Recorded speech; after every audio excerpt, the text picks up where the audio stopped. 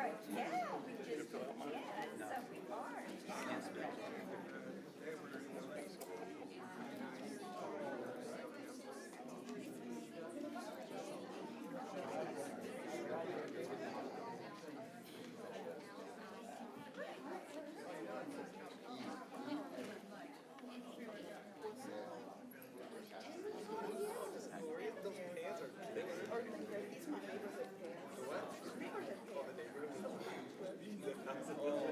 I don't mean what's under.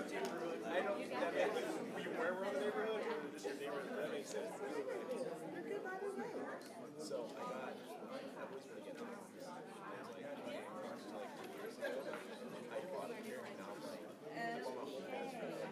Now we're all like, like I didn't even, if I'm not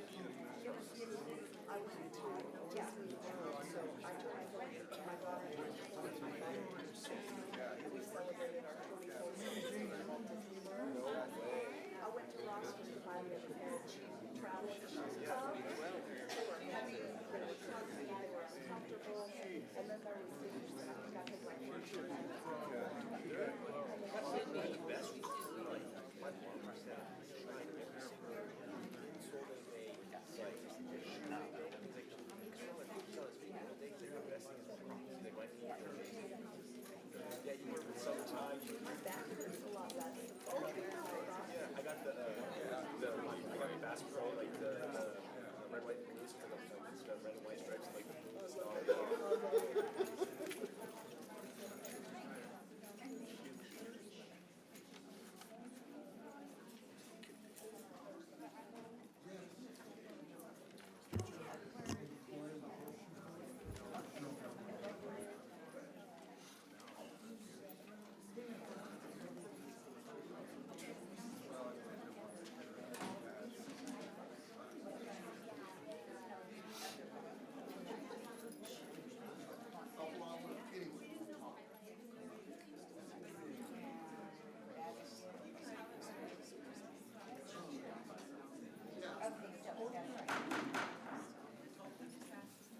Thank you. We're going to go ahead and call the February 8th meeting of the Citrus Heights City Council to order.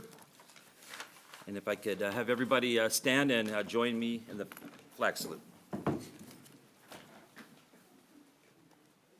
I pledge allegiance to the flag of the United States of America and to the republic for which it stands, one nation, under God, indivisible, with liberty and justice for all.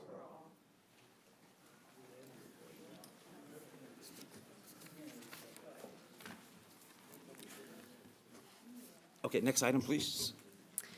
Next item is roll call. Councilmember Lopez Taff. Here. Councilmember Middleton. Here. Councilmember Schaefer. Here. Vice Mayor Karpinski Costa. Present. And Mayor Daniels. Here. This meeting of the Citrus Heights City Council is cablecast live on Metro Cable 14, the local government affairs channel on the Comcast Consolidated Communications and AT&T U-verse cable systems. This meeting is closed captioned and live streamed at citrusheights.net. Tonight's meeting replays on Monday, February 12th at 9 a.m. on Channel 14. This meeting can also be viewed at the city's YouTube channel.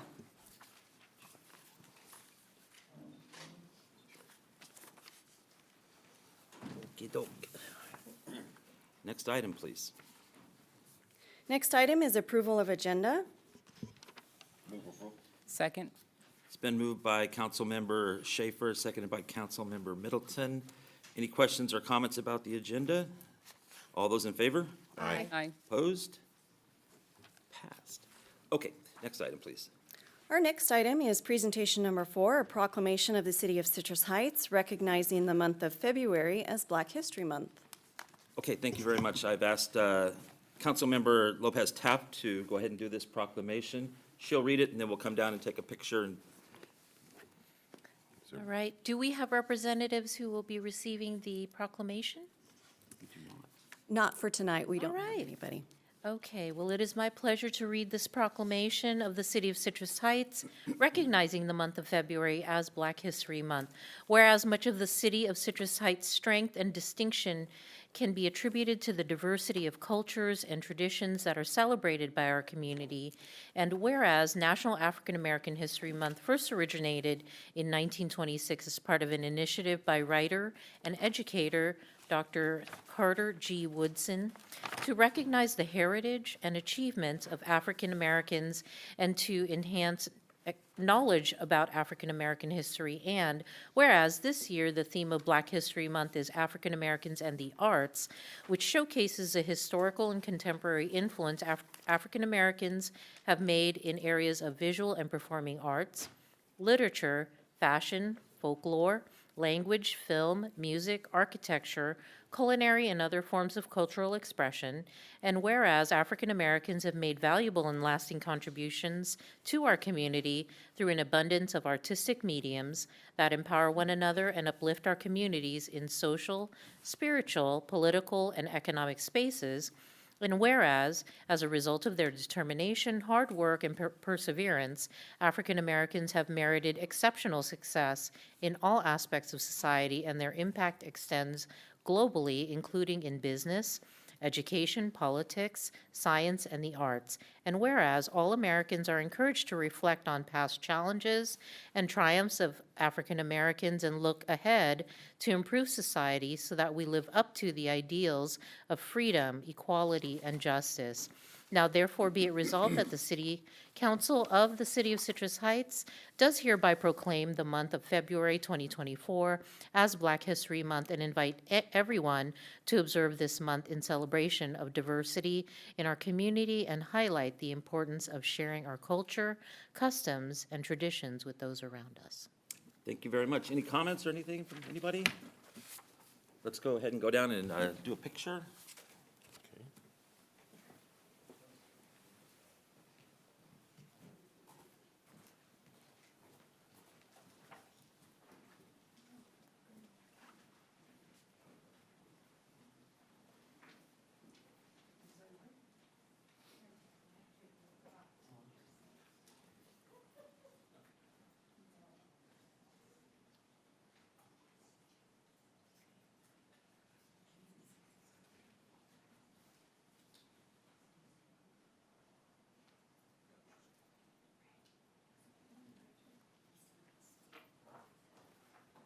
You can celebrate, it's okay.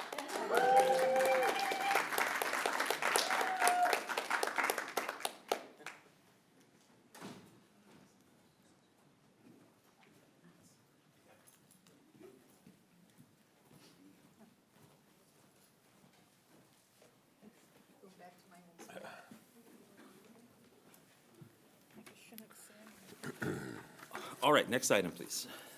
The next item is presentation number 5, a proclamation recognizing Diane Ebbett-Reilly for her service as Executive Director of the Citrus Heights Chamber of Commerce. Thank you very much. I've asked Councilmember Schaefer to present this. Thank you very much, and I'd like to call Diane Ebbett-Reilly up to the podium, please. Thank you. So proclamation of the City of Citrus Heights, Diane Ebbett for her service as Executive Director of the Citrus Heights Chamber of Commerce.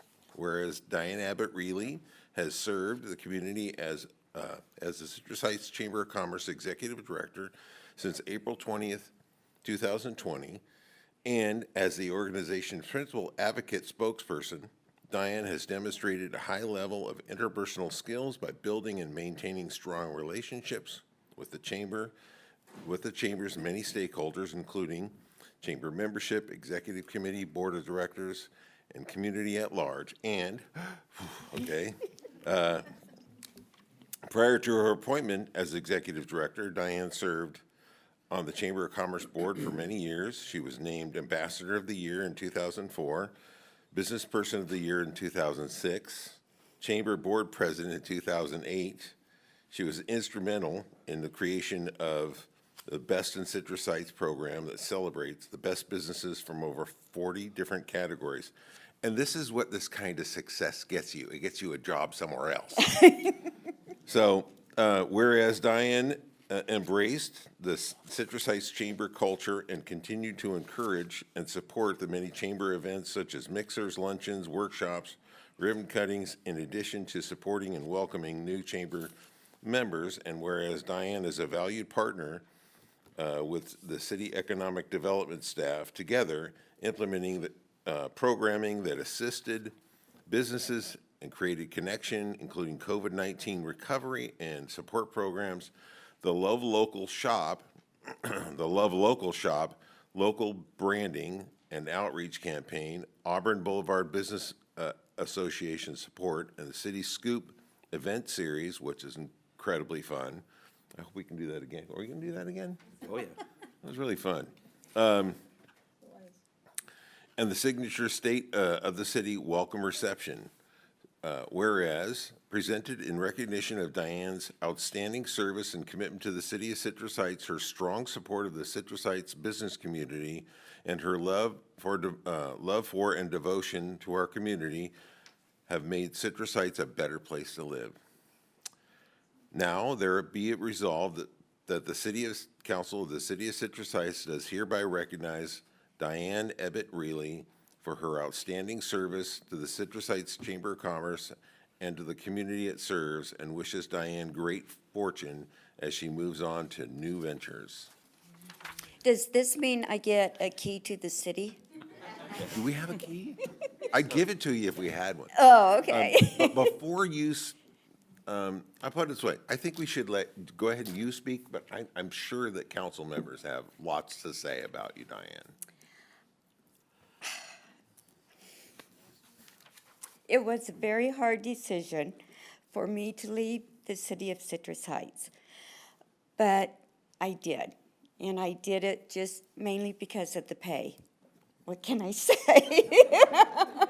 When you get offered, almost $20,000 more a year, it's very hard to turn that down. So, but I truly enjoyed working with the city, working with everyone. The business owners are incredible.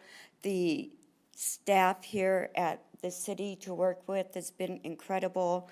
I will tell you that my husband and I, because I was going to get another job and it wasn't going to be in the city, we decided to move into the city. So I will stay connected to the city, and I will be here every meeting, and I will be now joining my Reach neighborhood. So I look forward to still continuing with the city. Fantastic. Great. Councilmember Middleton. Diane, I knew when you took over and stepped up as our executive director in 2020 that we had something magical in you. You were so proactive and instrumental, in my opinion, in reactivating our businesses during a time where things were just haphazard, critical. I remember us talking constantly about what we can do, sharing data, sharing surveys, and when you came up with the idea of doing that concert in the parking lot, I was beyond through. I was like, that is amazing. And that just goes to show that that level of creativity really helped to carry our businesses through. And it also obviously got the attention of some other folks who were like, you know what, they saw your talent and you're going to be greatly missed. I'm glad you're living in the city of Citrus Heights now. And I hope to see you at a lot more events and see you participating in other ways, and know that you'll do a great job, and good luck to you on your new endeavor. Thank you. Councilmember Lopez Taft. Diane, working very closely with you as a volunteer and then on the board, I know how hard you worked, and you gave your all to the chamber, and I really, really just appreciate working alongside you. The energy that you brought to the job, it wasn't just a job to you, it was really people. And, obviously the creativity that you brought and the relationships you formed, everyone at the chamber misses you. And it's only been a week and a half. And so, we wish you well, because we know you'll do well in the other community, but we sure loved having you. Thank you. Councilmember Schaefer, something else? Well, Diane, I didn't get a chance to know you well, but I kind of just admired you from afar of all the hard work you were doing. And as I've mentioned before, I would have loved to attend more chamber luncheons if my job didn't pull me away out of the city on Tuesdays, so most of the time. So anyhow, congratulations, best of luck to you, and this is a well-deserved move. Thank you. And Vice Mayor Karpinski Costa. And I didn't know you that well, but I wish you good luck in your new endeavors. Feel free to come anytime to the podium and express your views on the various items we have. Thanks. Thank you. Thank you. So I'll say, when you came aboard, I didn't really know you. And I was like, oh, man, how are they picking somebody? I don't even know them. So I was concerned. And you stepped in and you've done a bang-up job. Your fingerprints are all over Citrus Heights. They're not just on the chamber. They're all over Citrus Heights. And so the impact that you've made will live on forever in so many different things, so many different events, and greatly appreciated. Without the chamber's success, Citrus Heights, it doesn't have success. And so thank you for what you brought. And just remember, you can always come back. The door's not closed, so find a way back, and somebody will pay you more to be here, hopefully, and we'll get you back. So, Ash? yeah. So, anything else, Diane? No, that's. Okay, we're going to come thank down you. and take a picture. Wonderful. I hate pictures. Ash and Sergeant, or Commander, sorry, you were demoted. Do you want to come up, please? Oh, and Chief, too. Diane, you rock. Thank you. We love you. And where's Megan?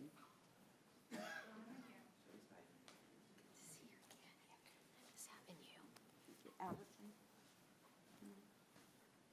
Because I love you all, just, come on. Thank you. Thank you.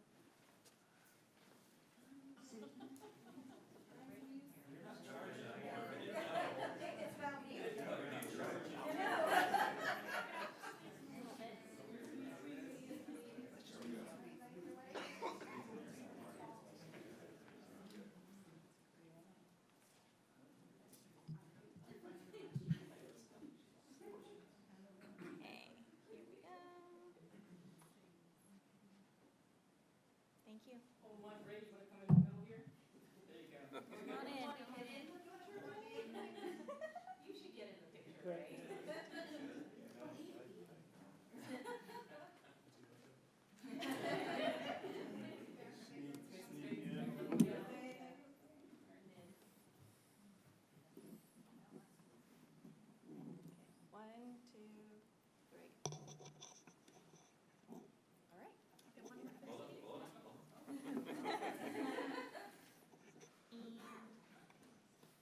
Good to go.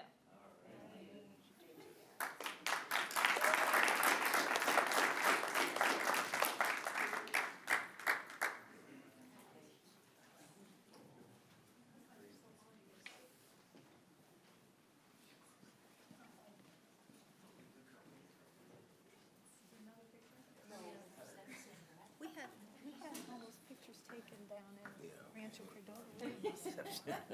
My shins hurt. Oh, no. All right, next item, please.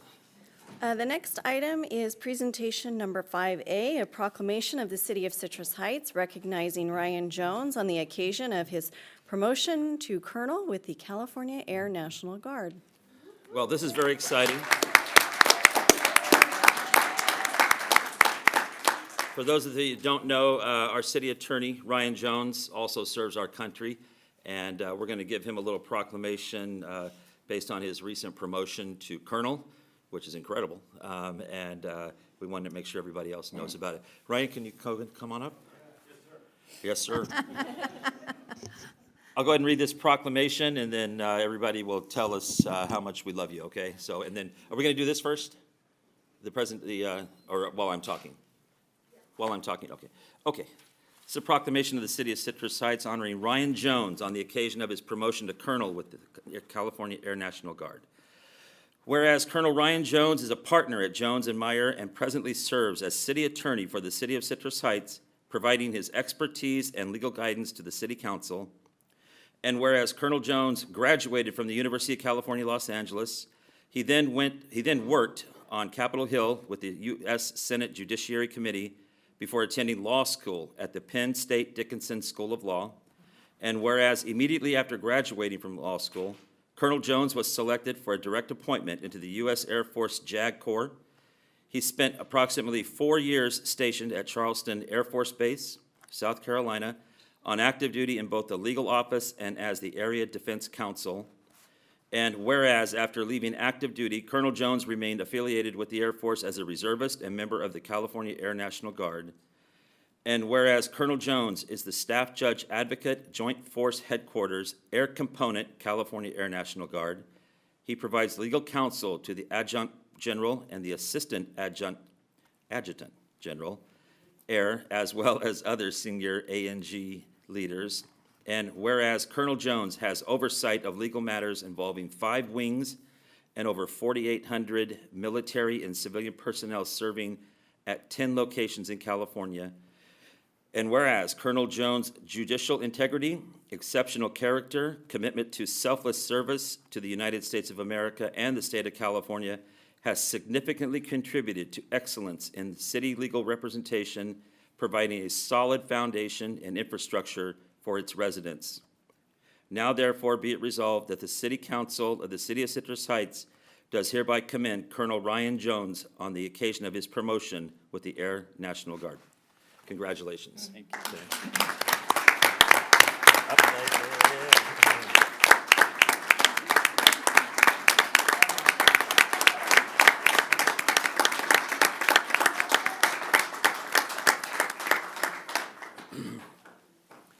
Let's say a few words, and then we'll say a few words if you like.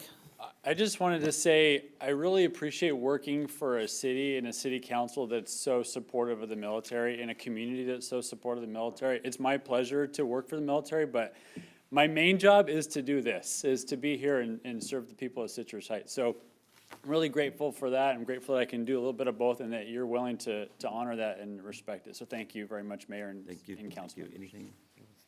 Go ahead. I'm not going to embarrass you, but as a military brat and someone whose father was a retired sergeant major, I know the type of work and dedication it takes to get here. And I want to say that as a council and personally, I am so very, very proud of you for doing that and so proud that you are a part of our city council, even though you're always calling us out about violating rules or whatever. We'll excuse it for tonight and then celebrate you, okay? Thank you. Congratulations. Thank you. Ryan, I just really appreciate and congratulate you for your promotion. But I just really, really enjoy your expertise and your gentle advice to me, at least, even before I came onto council when I had questions. As a regular citizen, you gave me answers, and I just love that spirit about you. So congratulations again, and thank you. Thank you. Tim? So one of the things I learned about our attorney and Colonel Jones is that early on, the city attorney's role for us is to keep the city out of lawsuits and keep the city and give, when we do have to deal with some kind of legal ramification, to give good advice so that we can stay solvent. It's a true contribution to the solvency of the city that we don't get all wrapped up into all different kinds of legal issues. And I just want to commend you for the job you've done. And there were some times where it's been very tough and we've had to make some really difficult decisions. And we've enjoyed Ryan's guidance through that.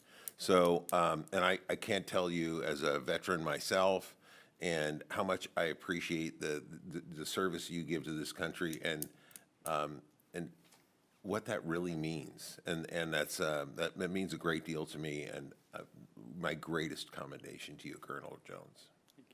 Thank you. Janie? I was honored to attend your graduation ceremony, your promotion ceremony, not graduation. And I just, it's to see your lovely family there and the support you had from your friends. It was a huge crowd of just friends and family, and it was a packed room. That's how many friends and family he has. And I was glad to be there. As a fellow attorney, I can tell you that you are one of the better attorneys I have seen in operation. So I kind of bring my law school critique to things, and you are an incredibly good lawyer. The city should be proud to have you, not just as a good lawyer, but as a good citizen, and we do honor our military in this city. So you just fill all the little spots that we like. So. I'm not a We're vet, so though. proud of you. We really Veteran, are. that is. Veterinarian, I should say. Yeah, thanks, Ryan. Also, as a United States Force veteran, I know that there are people that hit certain ranks, and it takes a lot to get to certain ranks. And I can remember, we never saw the generals really, but we did see the colonels occasionally. And when you saw the colonel, you knew it was time to make sure that you stayed tight. And I didn't get lit up too much while I was in the Air Force, but I got lit up by a colonel once pretty good. And so thank you for what you do, what you're doing, what you continue to do. Thank you for its impact on America's freedom more than anything. And just keep doing what you're doing, buddy, because we're all extremely proud of you. All right? Thank you all. Yeah, we're going to come down and take another picture, We have because we one. haven't taken enough.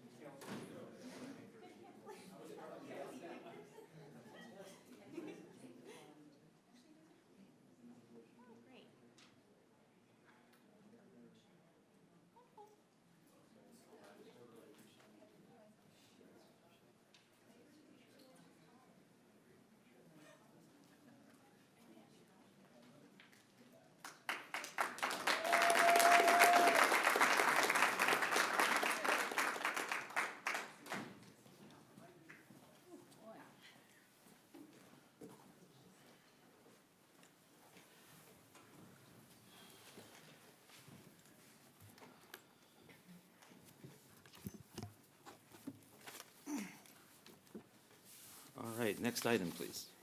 The next item is public comment, and if members of the audience wish to address the council during the meeting, please fill out a speaker identification sheet and give it to myself, the city clerk. Mayor, I do have a couple of written public comments for this section to read.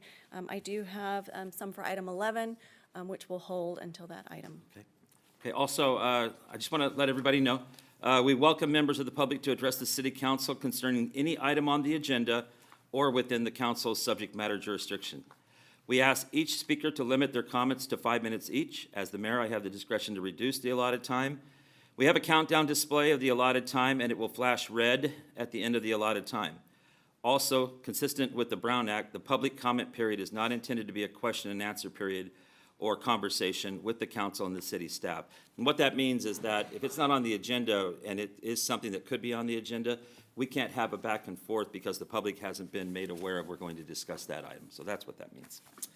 Okay, I think that's it. Next, let's go right on to the public comment. First up, I'm going to call up Sandy M.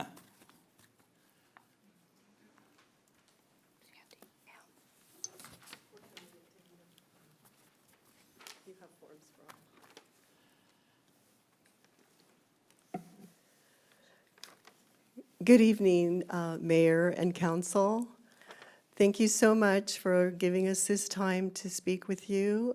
Thank you so much for being public servants for the people, for having taken your oaths to uphold and defend our constitutions, both the state and the federal. We are coming to you this evening in peace as we the people to give you notice and instruction so that you and your agents may provide due care. This national lockdown notice has already been given to 50 state governors, to the President of the United States, to the Supreme Court, to the United States Senate, and the United States Congress. We are now giving you a copy.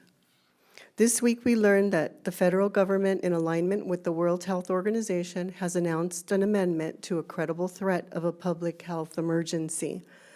Their expanding countermeasures now include both Ebola and Marburg viruses, and extension of liability immunity to manufacturers, distributors, program planners, qualified persons, and their officials, agents, and employees. We have included this report in our notice envelope just given to you. We have also learned that the government was never granted any authority to lock down the people, even in times of emergency. The main object of government Government is the protection and preservation of personal rights, private property, and public liberties. The government just serves for our benefit as public officers, trustees, and servants of the people. We are also attaching a list of unalienable rights, which includes the right to accept or refuse any medical treatment for any reason. Since this council has a history of putting the city under health emergency orders for extended periods of time, we are very concerned that another round of involuntary lockdowns and health orders could occur in our fair city. Is that the end of your comments? I have other, I just want to make sure I get the right people. Yes. Hi, I'm Debbie. Debbie. Yes. And I just want to say thank you to the city and all that you do. And I admire our city council and our mayor so much. Please take notice that all states in our Republican form of government have sworn to protect individual liberty as a condition to be hired as trustees. The people of America are all guaranteed to have the same rights in all the states.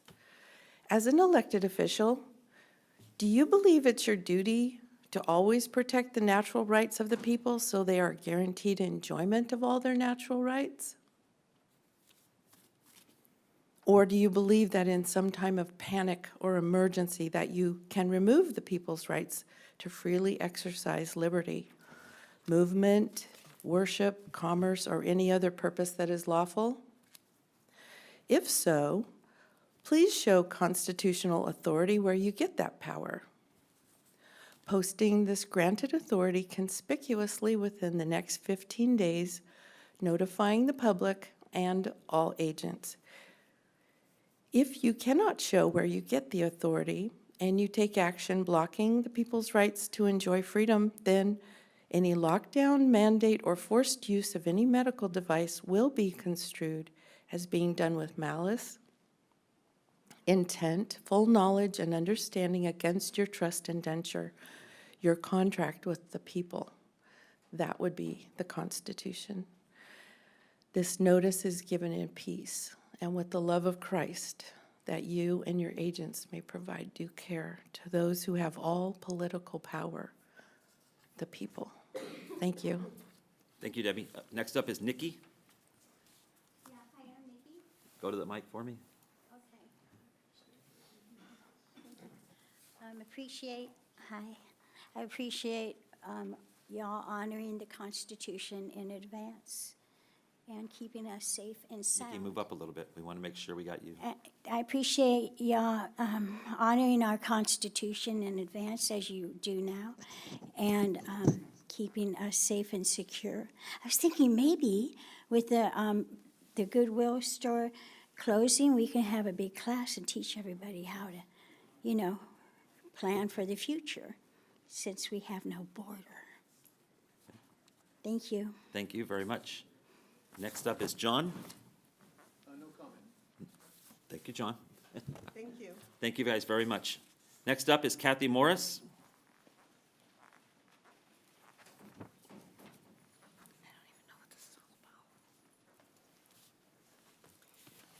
Excuse me, Mayor and City Council people, I really just want to commend the city for some excellent work that the city staff, personnel did in preparing for the storm on Monday. That was one heck of a storm. Many of us lost maybe a branch or two, but the city did a lot of work in advance. And because of that hard work, the city didn't suffer like other places did. I want to say thank you. Thank you. Next I have Forrest Allen and Ron Ferns.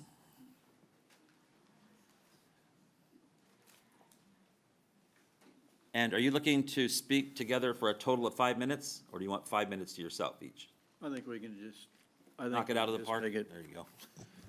together. All right. Yeah. And now let me, hold on. You're speaking regarding item number 10, which is the sound wall beautification That's true. item. Okay, go ahead. And I'm Forrest Allen, and this is Ron Ferns, and we both live in Area 2, and we've been what, 50 years, I think. So we're close neighbors, we're a few blocks away. Right. And so this program that has just been implemented, and you're waiting for a bid, I guess. And we're excited because our area attempted to do this when I was in the REACH board, or not board, but a member, and along with Tim. And we failed to do that. We were tried to do it with a mural, and that didn't hold up. Then we wanted to paint it, and that ran into other problems. So that, both of us failed at the one point. So Ron has done the flowers for, I don't know how long. 35 years. 35 years, so he's the one that started that. So that is, now Auburn Boulevard, I want to emphasize, is the oldest cross-country highway there is, and it comes down to Sylvan Corners and goes towards Sacramento. So this wall is on Auburn Boulevard, and it is the oldest boulevard here. So we're both excited about it, and we want to thank everybody that's involved in trying to get this organized and going. Now Ron's got a request, since he's the one that's put in all the flowers over the years. Well, yeah, Forrest didn't mention that we did some legwork and contacted the homeowners of the sound wall and got their permission to paint the wall. And that's kind of gone now because there may be some new people in there. So, but anyway, there's a lot of flowers in there now. And if the wall had some maintenance done to it, I would appreciate it in the summer when the flowers are gone, and so that they don't trample everything. Summer or early fall. And but yeah, we had gotten several merchants that said they were going to paint that special coating on the wall. And we had everything kind of going for us, and then it just kind of fell apart because the funding didn't come through. So, but I thank you for your time and listening to us. So I just wanted to make sure you guys are okay with the bright pink that we chose on the wall. I hope so, yeah. So Ron, I just want to say to you that thank you. You're a real, true American hero, Citrus Heights hero for what you do. I wish people would do 100th of what you do. And for those of you that don't know it, he gets out there and there's a big stretch of All by himself. what do we call it? Green belt. I don't know what you want to call it. Green. But he gets out there and he takes care of it. And then all of a sudden, all these flowers pop up and everything, and he makes the neighborhood look great, the city look great. And I just wish people would understand. Get up and do something. And so thank you from my heart for what you do for us. And the best thing I like about it is the California poppy. That's It what is. he started with, It is. and it looks beautiful. It's beautiful. It really is. I call him Mr. Beautiful as far as He's pretty handsome, what he's yeah. actually done. And I would like to have him meet Ash, Yeah. if he could come out and shake this guy's hand. I know Ash has actually started the program beautification. Yep. So, Ash, this is Ron Burns. Thank you, guys.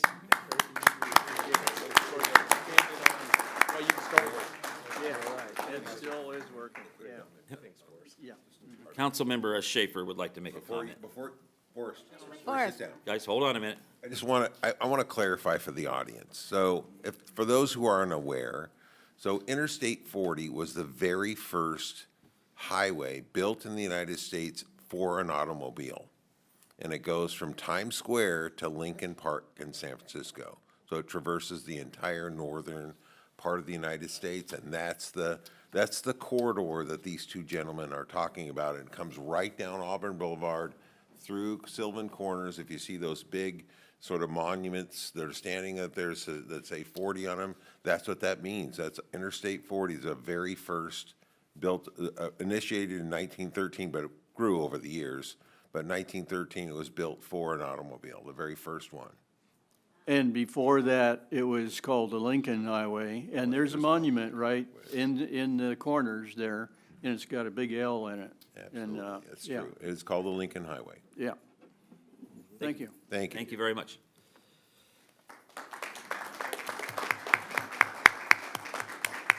Next item, please. And Mayor, I have one more item to Excuse me. read. Sorry, go ahead. For this Yep. section, one more public comment. So this written public comment was submitted by Rick Hodgkins, and he states, "Hello there, I am so happy to hear that the city now has a brand-new option, maybe even two brand-new options for all-you-can-eat Oriental buffets. I understand that the Tokyo Buffet on Greenback Lane and Fountain Square Drive had a fire back in 2018. And turns out that they will be under new ownership with a new name, even though I can't remember it offhand. But Hibachi Grill Buffet and Sushi Bar on Sunrise Boulevard at Kingswood, right next to El Tapatio. I am actually going to the new Hibachi Buffet Grill and Sushi Bar this coming Saturday, not to celebrate my birthday, which was just yesterday, but also for Valentine's Day with my girlfriend, as she has to work all day Wednesday, February 14th. At the next city council meeting, I will report back how things went. I will submit further comment on item 12 related, he also has some public comment on item 12. So that concludes his written All comment. right, thank you very much. Next item, please.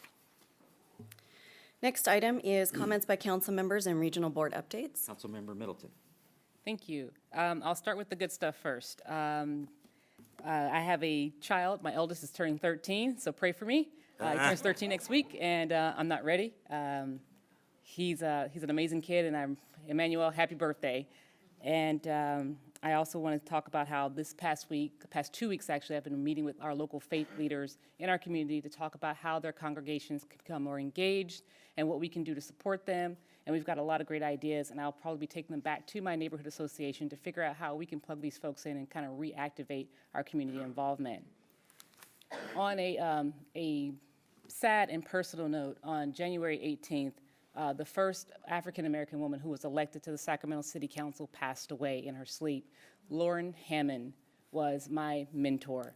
She was the individual who, when all this failed and I had a question, she stood up and she told me what I needed to do and gave me a lot of encouragement and taught me how to have a lot more grace than I normally have. And I appreciate all of her guidance. And she was someone whose policy initiatives and her expertise was unmatched in the region. She also served on the statewide gaming commission. And she was just someone I really looked up to. And her memorial is tomorrow at Sacramento State University at 9 a.m. And I just wanted to point that out. And Mayor, if I could also request that we close the meeting tonight in her honor. Thank you. Thank you. Councilmember Lopez Taft. All right, been up to a few things. On the 26th, I attended the Rancho Cordova Community Luncheon hosted by their chamber in support of their speaker, who is their current mayor, David Sanders, but he has been elected to be the president of the National League of Cities, and his speaking topic was so very interesting, and he called it Laboratories of Democracy. For those of you who do not know Mr. Sanders, he is an actual scientist. And so he takes his knowledge of science and applies that to his political life. And very, very interesting, very proud to have a local leader lead the National League of Cities. So that was a very, very good event. On the 27th, I attended the Kiwanis Seroptimus Crab Feed, the one of two that we'll be attending. And on the 30th, I chaired the Citrus Heights Chamber Executive Director Search Committee, and that's when we began our search. You heard here that we honored Diane Ebbett-Reilly, and the search has been ongoing since then. We are getting close, and we'll probably be making an announcement soon. On the 31st, I attended DA Tien Ho's State of Public Safety address, and that was really, really good to hear what our district attorney for the County of Sacramento is doing. Hearing his speakers just really touched what is going on as far as public safety is concerned, and what the DA is doing to assist victims, to help people get resolution on property issues and crimes happening in front of their property and businesses. And so I really, really appreciated that, that information. And finally, on the 2nd, I met with Assemblyman Josh Hoover, and they are just going back into session. They are proposing bills which are all due by next Friday, February 16th. But he told me to be on the lookout for some bipartisan legislation regarding Prop 47 amendments. And so it's nice to hear that it's bipartisan, so everyone's concerned about crime. And that's it for me. Thank you. Thank you so much. Councilmember Schaefer. Thank you, Mayor. So on this last Monday, the 5th, I sit on the Sacramento Area Council of Governments. I also sit on the Policy and Innovation Committee. We heard some updates from our legislative analyst with regard to the governor's proposed budget. His budget proposes there will be a $38 million shortfall in the state budget. The legislative analyst's office says it's really it's closer to 58 billion, not million, but billion. And so we did hear about some of the steps that the governor is proposing to close the gap. And one of those concerns, a big concern, was that some of the funding that the city received from the governor's office, from the state, is now being dialed back 50%. So he wants to claw 50% of that money back. Very concerning. Now, it's relatively minor impact for our city, but some cities are really seriously impacted by that. You can't, just unreasonable to me to grant these funds and then pull them back because you made an error. So nonetheless, that's really concerning. We'll be watching that closely.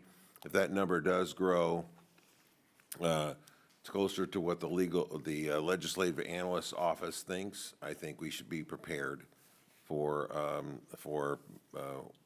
what other measures will be taken to try to close the gap. So hopefully that we won't pay terribly too much for that. Really enjoyed attending Colonel Jones's ceremony on Saturday. It was just a phenomenal event. What an honor. Really, really enjoyable. And to speak to some of our public comment, yes, we all swore an oath to hold up the Constitution of the United States and the Constitution of California here, and we will do our very best to uphold that. So with that, that's all I had, Mayor. Thank you very much. Vice Mayor Karpinski-Costa. Thank you. Good evening.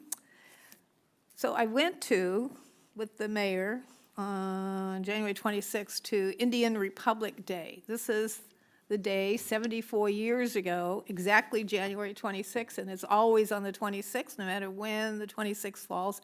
It's their Republic Day. It's the same as our 4th of July, that we celebrate our Constitution and our independence. And that's what this was. It was just full of cultural dancing from all the various regions of India, music, singing, and just an incredible group of people. It was great. It was a wonderful experience that we had. And then so, not knowing what it was all about, I looked up their Constitution, which is a lot like the preamble of our Constitution. They have a preamble to their Constitution. And it emphasizes justice, liberty, equality, and fraternity. So I thought that was just in awe, and I maintained friendship with several of the people I met there, which is nice. This was fun. We have now a new group all the vices, so all the vice mayors and the vice chair of the Board of Supervisors had lunch together. So Katie Maple from the city of Sac couldn't make it, but she's going to host the next one. So it might be my turn, if after Katie Maple, to host another vice lunch. So it was nice. I got to meet the vice mayor of Galt, which I don't think I would have met, and the vice mayor of Rancho was there. And it was fun. And Sarah Aquino Folsom hosted it. Also went to the Sac Suburban, you went with me, you were there, you forgot to say so. The Sac Suburban Water District is contemplating a merger with Carmichael Water District, and even though it's not my water district, nor is it in my council district, it's interesting to hear the arguments on yay and nay, and just the facts of why water districts would want to merge. So I have no opinion on it, I'm just listening. I went to Ryan's promotion, and as I said, I was honored. You all by now should get in the mail your proposed 3-year adjustment to the sewer rates. So I want you to read it carefully because it has some wonderful things in there, such as we haven't raised the sewer rate in 14 years for the sewer collection. And sewer treatment hasn't been raised for 6 or 7 years. So when you add, it's only $3 a month more, but it'll look like a lot when you get your bill because we bill every 2 months. It'll look huger than it really is. And when you look at what SMUD has done to us and what the garbage district has done, this is small. And I'll tell you, I sit on that board and I am in awe at how the staff does its best to keep the rates as low as they can, how much they try to save and they don't waste because they don't want to have to raise rates more than they need to. They have programs for people who are low income. If those are something you need to know, you can call the district, you can call me, I can lead you to the district person who handles that. But there are some rebates for low income people but they have a protest process through the process. But importantly, there is going to be in the Citrus Heights Community Center a the public hearing process on March 7. It's a Thursday from 6 to 7:30, and I look forward to attending that. Then, let's see what else got. Oh, the boot is coming. We had the boot presentation last council meeting, and the boot will be at Sunrise Mall this weekend. So it opens on Friday morning, tomorrow morning, and then it'll be Saturday. They have a safety fair, which is great to attend. There's vendors, there's food trucks, I'm sure. There's all kinds of stuff.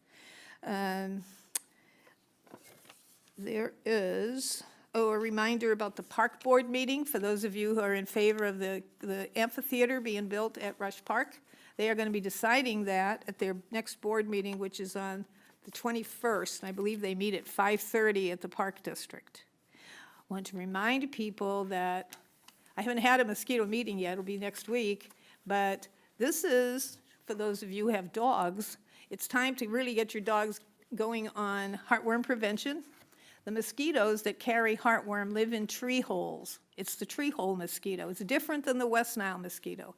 A tree hole is where your tree branches come together way up there in the tree and forms little pockets, and the moisture and the leaves get in there, organic material, and the mosquitoes just thrive. And those mosquitoes don't fly far. So if they're in your yard and they're infected, they will be on your dog. So best to have your dogs, see your veterinarian about heartworm prevention, the different ways you can prevent it. For the feeble-minded, there's injections that you don't have to do them, but every 6 months. For the monthly reminder, you have monthly stuff you can do. And so I would definitely recommend this. Ash asked me about it. I says, yes, you should get your dog on mosquito heartworm prevention. Some stuff they have comes with tick prevention because this is also tick season. So the ticks like to get on the dogs. And to that end, I want to also call, I get on email lists. Wait, one more thing I got here. I like to give your SPCA update.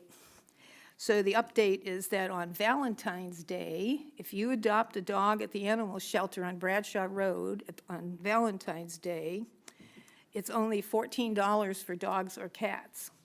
And if the dog has been at the shelter for more than 40 days, it's free.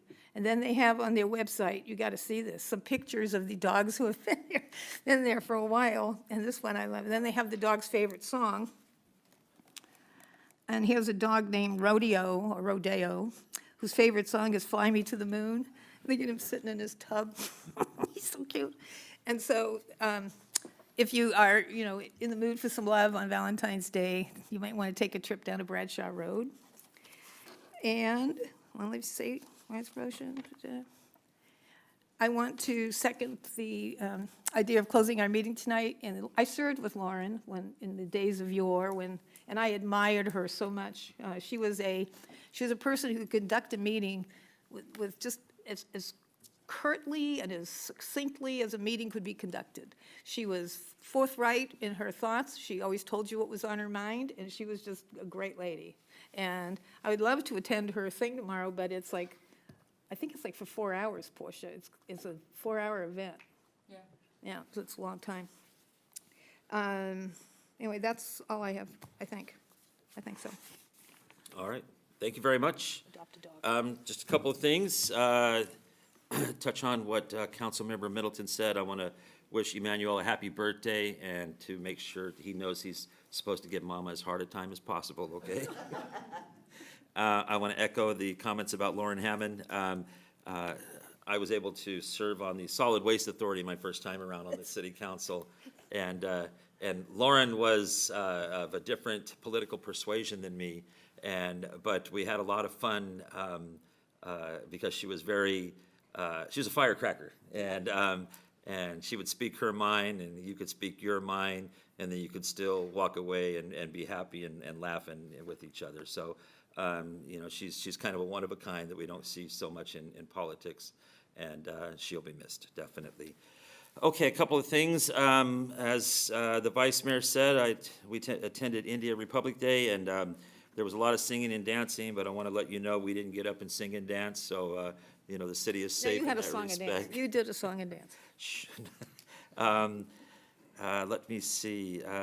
Mondays, we kicked off Mondays with the mayor recently, and we've had people come and attend, and if you don't know, I'll be at City Hall every Monday from 9 a.m. to 12 p.m. You can come on by, and if you want to discuss something or just have a cup of coffee and whatnot. Are we closed this next Monday, City Hall? I think so. Not this coming Monday. Okay, so I'll be there this coming Monday. And then, stop by any Monday that City Hall is open, and I'll be there. I attended the Sunrise Marketplace PBID board meeting the other day. Good things are coming out of that. They continue to come out of that. If you don't know, the Sunrise Marketplace is the 1 square mile around the Sunrise Mall area or up in that area. So very important organization that helps us keep that area looking good and promoting it. And, the area is extremely vibrant, extremely vibrant. Yes, we have issues with the mall, and we'll get those resolved soon. But that area is vibrant. Anything you want, you could probably get up in the Sunrise Marketplace area. Let me see. Attended along with Councilmember Lopez Taft, the State of Public Safety event, which was extremely refreshing is the way I'll put it. We have a district attorney that's absolutely amazing. We are so lucky to have this district attorney, and the last one was great too, but we are very lucky to have Tenho, and he is going to make a difference in our safety in the entire county, and so I just think he's just doing a wonderful job. Let me see. Today was the Sacramento Transportation Authority meeting. Thanks, Jana, for letting me take that from you. You wanted it. Oh, man. Okay, so I'm going to say this gently, but when you hear the word Sacramento Transportation Authority, I think of roads and stuff like that. But the Sacramento Transportation Authority oversees the Measure A half-cent sales tax, I think it is, that is collected.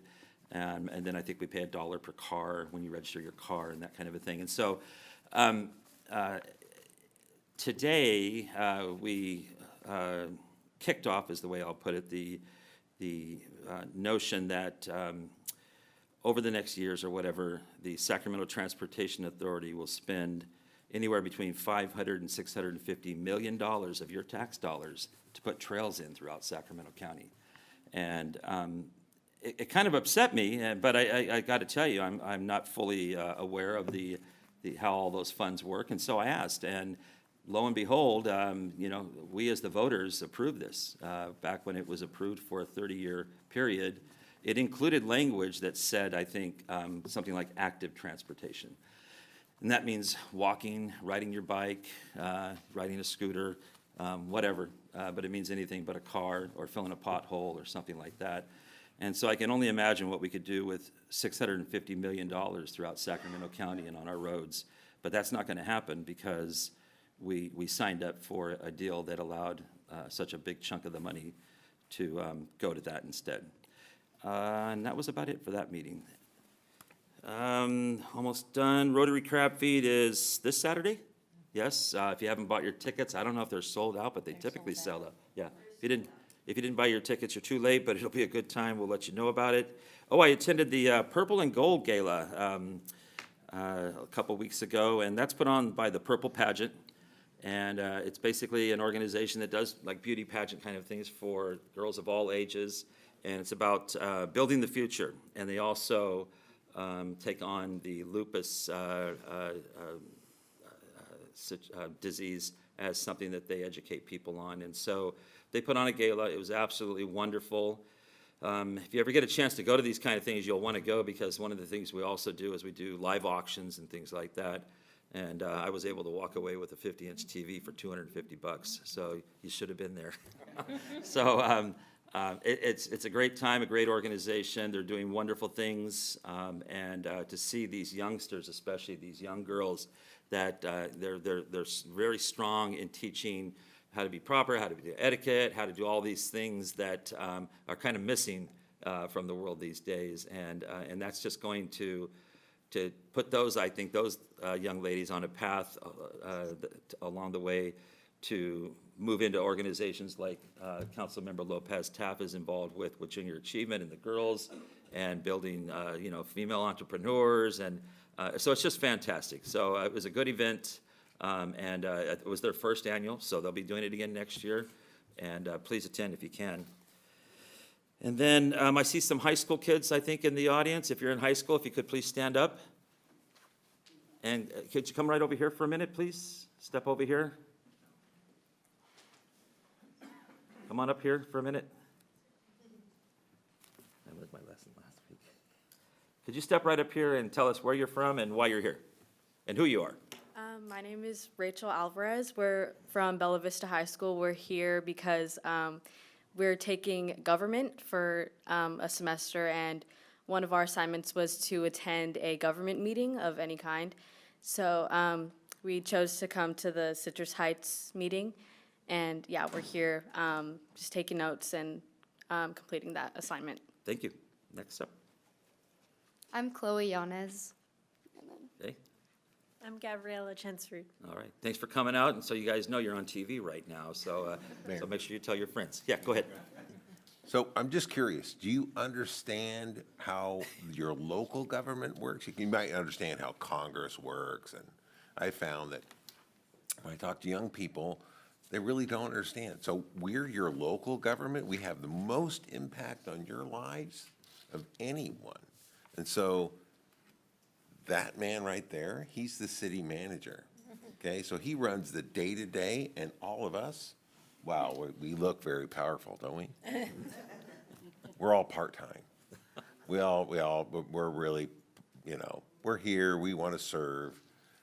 We don't get paid a lot of money, but the bottom line is we set the policy for our city, for, I think we set a policy, a parking ordinance. We actually, I hope you'll come out to we have a patriotic event coming up on June 29th in this park I think it's in the park right behind here. That funding is all stuff that we approve. So this is your local government at work, and thank you for coming here and learning that. Really appreciate that. I wanted to say that if you gals tell your teacher to contact the city, one of us can come and speak at your class. Somebody who might be available would come, be happy to speak at your class. So just contact the city, that guy right in the middle, his office, and he can get it done. And our meeting is going to go long, and you guys can leave whenever you want to. We won't be offended, okay? All right. Thank you. Thank you. And then my final thing is next week is Valentine's Day, February 14th, if you haven't figured it out yet. And fellas, don't mess it up. Don't mess it up. If she says she doesn't want anything, she wants something. So do it right and get your little lady something for Valentine's Day. That's it. Or go to the shelter, get a dog. Oh, I was just going to say, I think I'm going to get mine a dog, yeah. Okay, I think that's it. Next item, please. Next item is our consent calendar, items 6, 7, 8, 9, and 10. Anybody desire to pull any item from the consent calendar? Move approval. Second. Okay, it's been moved by Vice Mayor Karpinski-Costa, seconded by Councilmember Middleton. Any questions or comments on the consent items? Hearing none. All those in favor? Aye. All against? Passes. Next item, please. The next item is regular calendar, item number 11. The subject is Cannabis Dispensary Study Session, and staff recommends that the City Council provide feedback and direction whether to proceed with necessary municipal code updates necessary to allow retail cannabis businesses as set forth in the staff report, approve a proposed timeline for implementation, and provide direction whether or not to proceed with a cannabis tax measure for the November 2024 ballot. Good evening, Mayor and Council. Casey Kempenari, Community Development Director, here to go over this item with you tonight. So as the council recall, in December, 2 council members asked us to bring this item back within 60 days to consider whether we want to stop or change our regulations related to cannabis, which are currently banned in the city. So we're here tonight to go over those options and hear what your feedback might be. So tonight, we're going to go over a little bit high-level overview. We're not going to get too deep into the regulations. We're going to talk about the different revenue options and considerations to consider. We're going to talk about, if we move forward, what outreach might look like. We'll highlight a potential timeline, and then we'll ask you for your direction. So cannabis has been around for quite a while now in the state regulatory regime. It started kind of in with Prop 215, which was focused on medicinal. More recently, Prop 64 was passed, which allows it for recreational, and you'll see a number of cities around the region have those type of dispensaries in their cities. The Citrus Heights Municipal Code has largely prohibited cannabis marijuana uses for quite some time. In our zoning code, in our municipal code, our business license section, and then also within our 3 specific plans we have here at the city. Of note, deliveries are allowed by the state to come into the city, regardless of what our regulations say. So that is occurring currently, and I'll have a slide on that in a moment.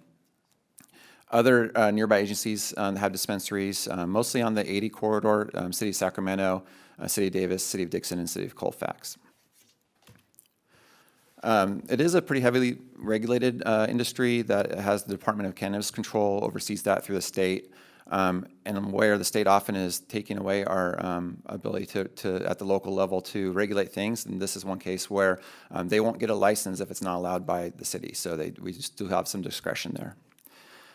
They do have some operating standards, hours of operation from 6 to 10 typically. There is some nuance between recreation and medicinal, but most places kind of treat them similarly. The only difference is, well, there's probably lots of differences, but one of the main differences, 18 plus for medical, 21 plus for recreational.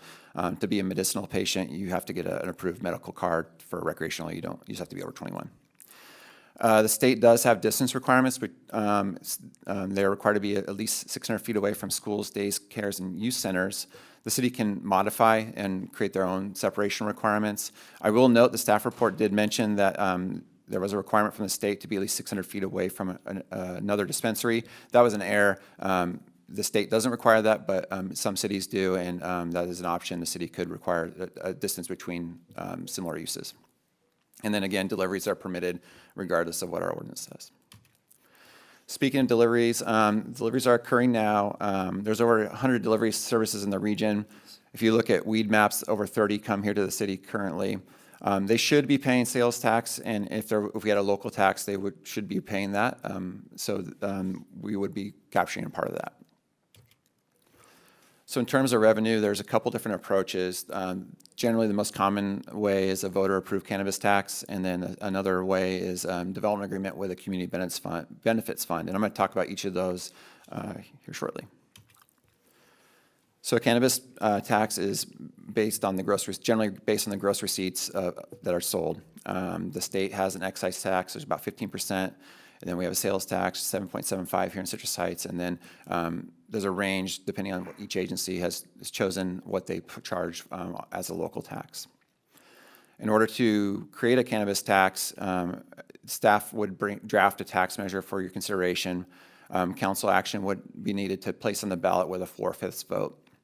If that was the case, and we received 4/5 vote, we would bring it back, or that would be on the ballot for November 5th, 2024. And if that passed with a majority vote, tax could be implemented starting January 1st. So each of the local agencies that have cannabis sales, they have different tax rates. And generally, those are passed, but when the voters pass them, they're passed that it's a maximum. And then the council has the discretion to raise or lower them depending on the market or other considerations they may want to think about. So you can see here it's a range from 4 to 15% locally. There's no magic number. The council can determine what they think is appropriate. Also, I think it's important to note there are other agencies that have considered recently or will be considering or have voiced that they might consider cannabis, opening the doors to that. Auburn, there's been some news about them looking into it. I'm not sure how far along they are. The County of Sacramento back in 2022 looked at it. They were unable to get the 4/5 vote necessary to put on the ballot, so it failed. I'm not sure where they're at on it today. But all that to say, it's fair to say that this will be generally a flat revenue source if it was something to move forward.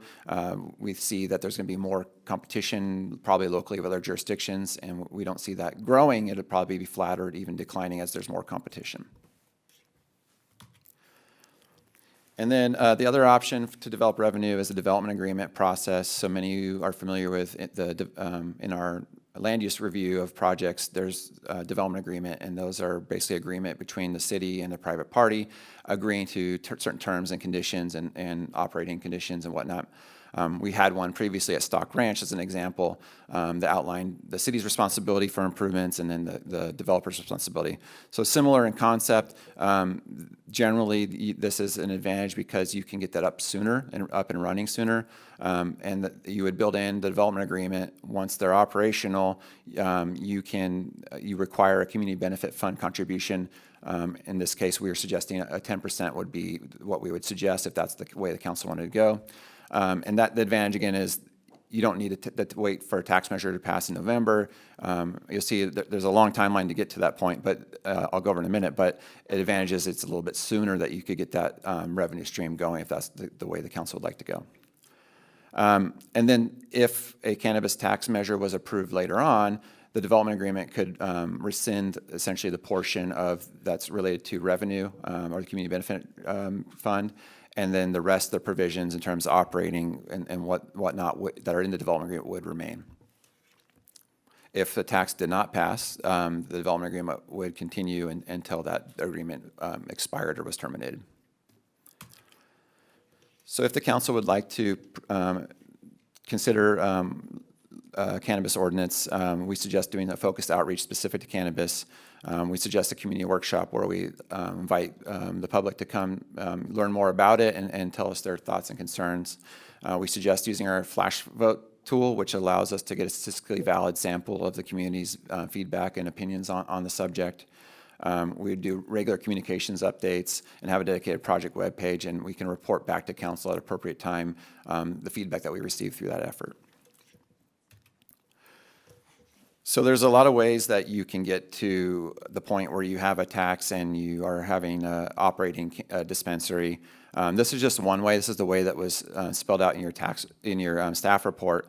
And really, I want to point out this is a very aggressive schedule. Like the sun, the moon, and the stars will all have to align to make this work. So I want to make sure that's clear to the council to make this work and have something operating by the end of this year is a pretty big lift from a staffing standpoint especially, but also it really depends on the number. If the council directs us to proceed with a certain number, also how many applicants there might be. You may have to pick between winners and losers essentially of those that may want to come here. So it could take quite a bit of time. It might take longer than what's shown here. But I'll just kind of walk through that here. And this shows kind of the concurrent processing, like while we're waiting for the tax measure to, if that's the direction you want to go, we'd also kind of be building the nuts and bolts that are what are needed to allow it on if the tax measure were to pass. So we start with the community engagement, which I went over earlier. Early in May, we could get to a planning commission meeting where they're reviewing the ordinance that gets into the details of what's required for a dispensary to operate, the number and the regulations in terms of how they operate, and kind of the details that are generally need a lot of focus. And then the city council would review that next. And then in June, that ordinance would be in place. And then we would open the window for any potential applicants to submit an application to consider, for us to consider. We'd have a 30-day window, which is tight for them to, secure real estate and have all their ducks in a row. And then in July, we would suggest that would be the opportunity for the council to consider putting the ballot measure onto the ballot. There's flexibility in that, but that's kind of the latest we'd want to do that. And then we would get into August where the staff from various different departments would have to review the applications. And generally, you can do that in 30 days. It can take longer depending on how detailed information is and what type of information you're looking for, how complete their applications are. But in a best case, 30 days would be the best we could do that. And then we would suggest taking that to the Planning Commission in September. And generally, most councils like to chime in and have the final say, so that if that's the pleasure of the council, it'd be a second meeting with the council. So we could have that all done by October. In theory, they could open and operate while they're waiting with a development agreement. And then the general election would take place shortly thereafter, and then that would go into effect if passed by January 2025. So I know that's a lot of dates thrown at you, but that's just one way to do it. Another way you could do it is look at a cannabis tax first and seeing how that goes, and then kind of building the nuts and bolts after the fact, or you can maybe wait a little bit longer to start the nuts and bolts process, which is the ordinance, and then you can consider that and then see how the tax passed. So there's a few different ways to do that. This is just the most aggressive way, and I just want to reiterate, it's tight. So we're seeking council direction, and I mean, the basic question we're asking is, do you want to continue staff work on this to advance this? If yes, then we'd recommend placing a cannabis tax on the ballot. So we would again bring back some ballot language for your consideration, and the council can tweak that, and then we need to vote on that to put it on the ballot for November. And then depending on the timing and the direction that the council gave, we would work on the ordinance amendments or specific plan amendments that are necessary to allow that from a regulatory perspective. And that's really where we would get into the really detailed information about locations, where they'd be allowed or not allowed, number allowed in the city, what revenue approach or dollar amounts or percentage amounts that you'd like, what the security would look like, and so forth. So these are the kind of questions we're looking to answer. Do you have a thought on the schedule? Do you want to continue that discussion? And I'm available, as well as the rest of the team, for any questions you may have. Okay, so I've got 14 sign-up sheets to go, and we'll do that. But first, I want to know if there's any preliminary questions or comments from council members. Anything over here? Since this is a study session on the subject, I wanted to know if we have any data on crime related to dispensaries. I don't have data available at the tip of my fingers. I think it depends on the agency and where it's located, and there's a lot of factors at play. So I don't know, not sure it would be apples to apples anyway, but I don't know if the chief has more to say on that. Here he comes. Chief's always got something to say.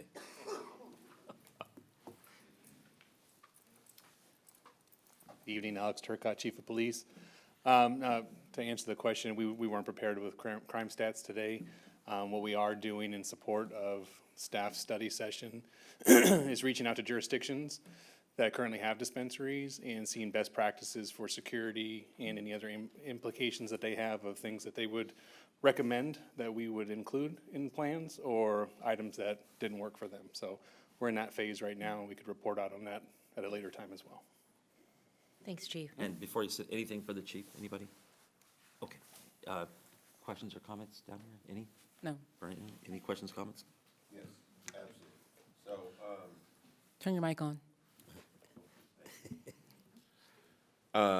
Casey, my question for you is, I'm not seeing the point of having the planning commission and the council review this.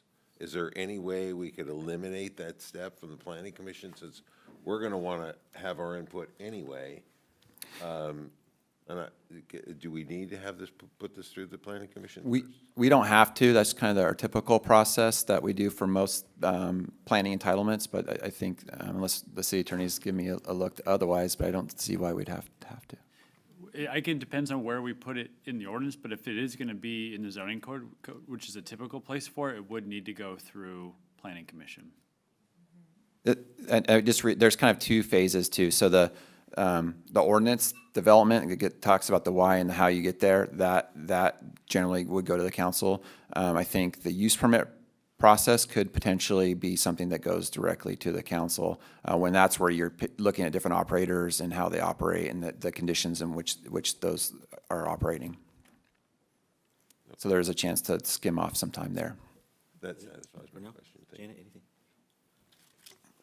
In the staff report, it said something about these, what do you call the delivery map? What was that map? The weed map? Weed maps, mm-hmm. Okay, so the weed map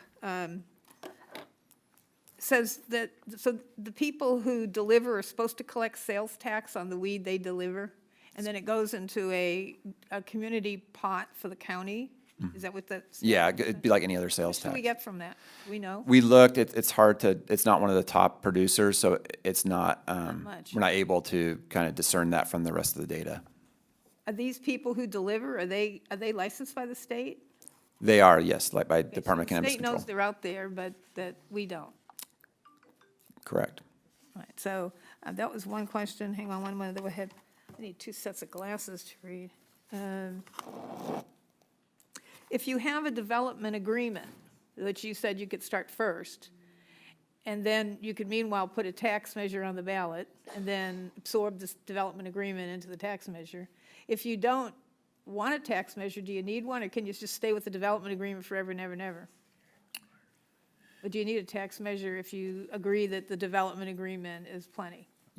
In theory, you could stay with the development agreement. They generally have a term, so it depends on how you write that. I think you can have terms that extend beyond it and for a very long time. I don't know, City Attorney, do you have anything more to add? Or renewable, or, subject to renewal and review, or whatever? Yeah, I think it'd be my recommendation, a development agreement is fine for a period of time, and that could even be 10 or 20 years. But at some point, you do want to have the tax measure in there because it does sunset, and I think you also, it's just, long-term, I think it's the better way to go forward. So when you do a tax measure, then you're switching from the recommended 10% to a 7.75% sales tax, or? You could set it how you want. You could also Oh, even okay, put so in the you could- tax measure to say it's up to a certain amount of 10%. With the Sales city tax, we council- only get a penny. That's right. That's not much. But you're not, yeah, but it would be, you don't have to stick to whatever percentage you put. You can't go beyond the tax I gotcha. measure. Okay, that makes sense, but, okay, that answers that question, thank you. Oh, one other question, do we license cultivation? I know that we can only cultivate indoors in Citrus Heights and not outdoors. Do we license that? Do people come and say, I want to grow marijuana? There is a permit process for limited plants, I believe. I'd have to check with the chief on that. But in terms of big cultivation, that's currently banned as well at this point. I thought you could have so many plants. You can have, I on your think, back 6 porch. plants is the number, if I remember correctly, yeah. Okay, So 6%. so that is allowed under the law. You can, right now, large scale, like greenhouse type of cultivation is not permitted in the city. Okay, Is that it? thanks. Just a couple of clarifications on the 600-foot mark. So 600 feet for schools, daycares, and youth centers. Does that include private schools? I think we can write it how we want it. I'm not 100% sure on what the state, how they look at it, but we can write our own rules how you want to define it. And then that might lead to my second question, does that include private daycare? We can write it how you want it. I don't even know how we could do anything if we included private daycare. You know, that's just everywhere. And the youth center is not an issue, but, and then if we did a bigger distance, say 750 feet, and because of geography and how something lays out, let's say that it didn't really make sense to do 750 feet, and we wanted to allow somebody to do less than that, but still 600 feet, we could still do that, right? We could get a variance in this kind of process? The city can choose their own distance requirements. I believe we can be more stringent or more loose than what the state requires. Okay, and then the final thing on the maximum number of stores, that's something that we can control, right? We can say 2 stores, 10 stores, store on every corner. That's correct. Okay, all right. Okay, that's it for now. Any other questions, comments right now? Okay, I'm going to go ahead and call up speakers. Going to start with Joe Romero. Please remember you have 5 minutes. You're not required to take 5 minutes, but if you'd like to, you can take 5 minutes and we'll listen to you. Well, thank you so much, Mr. Mayor, Vice Mayor, Council, city staff, city manager, everybody in the community as well. I'm standing here before you as a cannabis owner in the city of Woodland. So, you know, some of the slides need to be updated a little bit because it's happening now. They have already, you know, picked the groups, and so we were the top 1 group. So we look, you know, forward to being a long-term partner with the city, with the community, supporting community efforts, but also business here in Citrus Heights. So I grew up in Woodland, and, you know, Citrus Heights reminds me of Woodland a lot. And I know you have a little bit more population. So as far as, you know, what we're here talking today about is tax, right? I noticed there was a 10% community tax. In the city of Woodland, it's a 5% tax. And the reason why is if you're overtax the businesses, then you really will be flat, like he had mentioned. So the city of Sacramento is a 4%. So if you're a business looking at, okay, where should I open? You might not come here. And then the city of Dixon has a 15% tax. They only have 2 stores, so other companies are not gonna go, even if it's an I-80 corridor. So just, you know, I do like that it's gonna go to the planning commission so that can get vetted out, look at, you know, what's really needed. And I know taxes are really needed for the revenue for the cities, especially during COVID. And now, you know, departments needing more funding, cities growing, obviously. But then also foot traffic for the businesses around these dispensaries.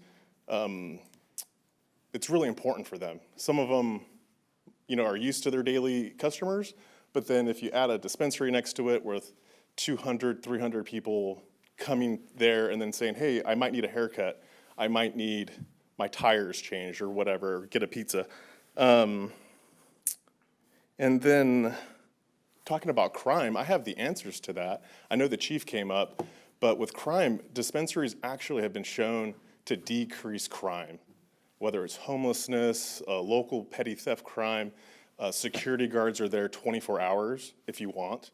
They could be there till they close or open, an hour before, hour after. But usually, security cameras are on 24/7, and they could be tied to law enforcement. And then just investing in the community, you know, with our community groups here. We like to introduce ourselves tonight, but then also get to work. I like the aggressive plan that, you know, that he had mentioned. And then just past experiences in Woodland, going through that was a 5-year, 7-year process. For the city to not receive taxes during that 7-year period when the city of Davis had 5 going and they're receiving millions of dollars of tax revenue was a mistake. And so now that, you know, that's been corrected, I'd like to see all these cities do the same thing. It actually reduces the traffic from the deliveries Because if customers are like, I could go to this legit place that I can go in, I don't have to call or wait 4 or 5 hours for someone to deliver. And then also the city's missing out on that local tax. So the delivery guys are coming in, selling with no ramifications or no tax dollars coming here. You know, that's, I think, something else that should be looked at that in a positive note. So I'm here to support you guys, obviously. And then zoning. I would be careful with zoning for businesses because some business owners might be against it or might say no. That was my experience finding a location. So if you cut the city in half with a green zone map, then half of those business owners can't even have the opportunity to do this. So it should be the whole city because the groups are going to have a hard time finding someone that owns the building outright. Because if say the owner has a finance through the bank, they can't do this. So a lot of people that have bank notes that are owners here, they won't be able to just because of that simple fact, even if they wanted to. And then the zoning for the feet, it's up to you guys, but also competition is good, and having you know, your experience with everything, and hopefully just going forward, I thank you so much. Thank you very much. Can I ask you a question? I have a question. So when it's delivered to the house, is there a delivery fee on top of the cost of the product? The state law is for delivery allowed in all jurisdictions. Is there an extra fee for that delivery?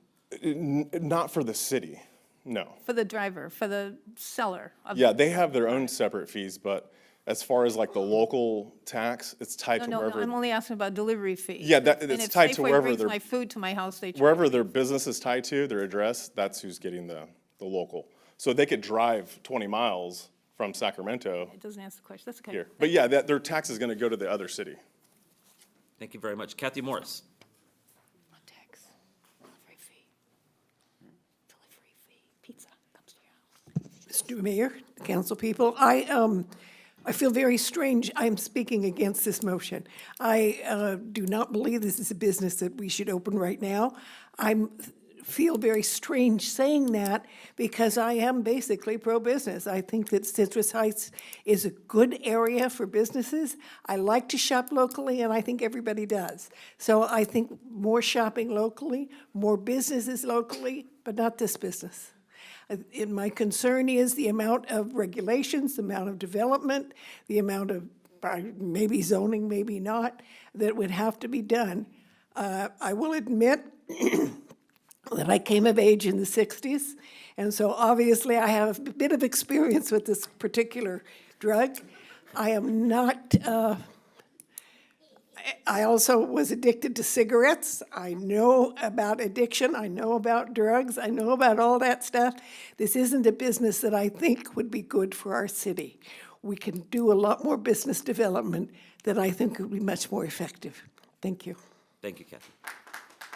Next up, Michael Lagamarcino.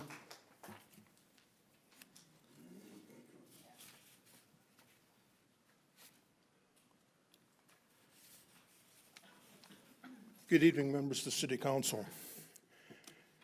I've lived in this city since 1978. My 3 kids, 3 daughters, all went to school here. I never had to worry about drugs in this city. Now granted, this is medical marijuana.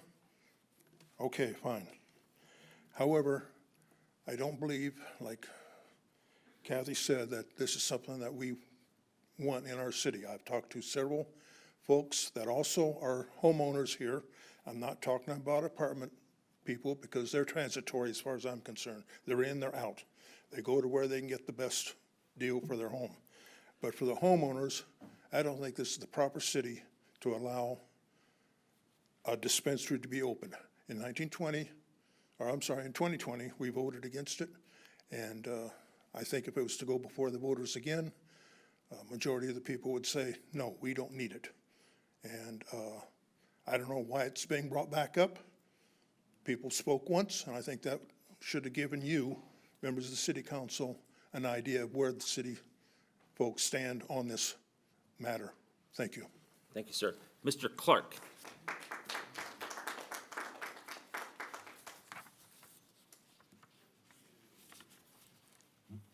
Council, for having me. Appreciate how you doing, Brother Tim. You doing, Portia. Good to see you all, Mr. Mayor. I'm coming here as a activist, social justice activist, a member of the community. I've been a part of this community now for 3.5 years now. And the reason I wanted to come here is because I wanted to stress the importance of the money being used for the community, underserved minority communities. And some of these cannabis networks that are here today have been supporting families such as myself and other impacted families for a while now, with asking for nothing. And my brother Brandon, who is here today with me, when he called me and asked me to come out here, you know, usually he don't call me for much, but when he called me, I knew it was important. I knew it was something heavy on his mind. And he called me last minute, and I was almost not going to come. And then when he told me that, you know, bringing cannabis here to the Citrus Heights area could boost the economy, could help with the roads, could help with better schools, could help bring some money into this economy. I asked him, I said, well, how much, Brandon? How much money we talking? And he said, you know, I don't know for sure, but I know the city of Sacramento benefited greatly off what they did with the cannabis, or what they're doing with the cannabis there right now. So, you know, my thing about with this cannabis is, because I've never really stood up for recreational or medical marijuana, but I do believe we as a nation, we as a country are moving forward. And I believe slow progress is better than no progress. I believe taking the steps to make sure these cannabis clubs aren't next to our schools, aren't next to our senior citizen homes, you know, are right next to our churches. I think that's important to us as a community. But I also think, you know, seeing some type of extra income coming to the city, better infrastructure, better schools, more support for nonprofits like mine in this city who want to stay in this city, who need the extra support, who could benefit from the extra support. You know, I honestly think, you know, slow progress is better than no progress. And, you know, on a different level, on a higher level, on a higher note, I do want to see myself coming in here more often and getting to know you guys, to seeing how we could work together on more substantive change in our community. I'm all for the DEI, diversity, equity, and inclusion. And I believe social justice, social equity, and getting behind this cannabis promotes that on not just some levels, but all levels. I thank you for your time. I thank you for having me. I appreciate it. Thank you, sir. Thank you. Brandon Bolton.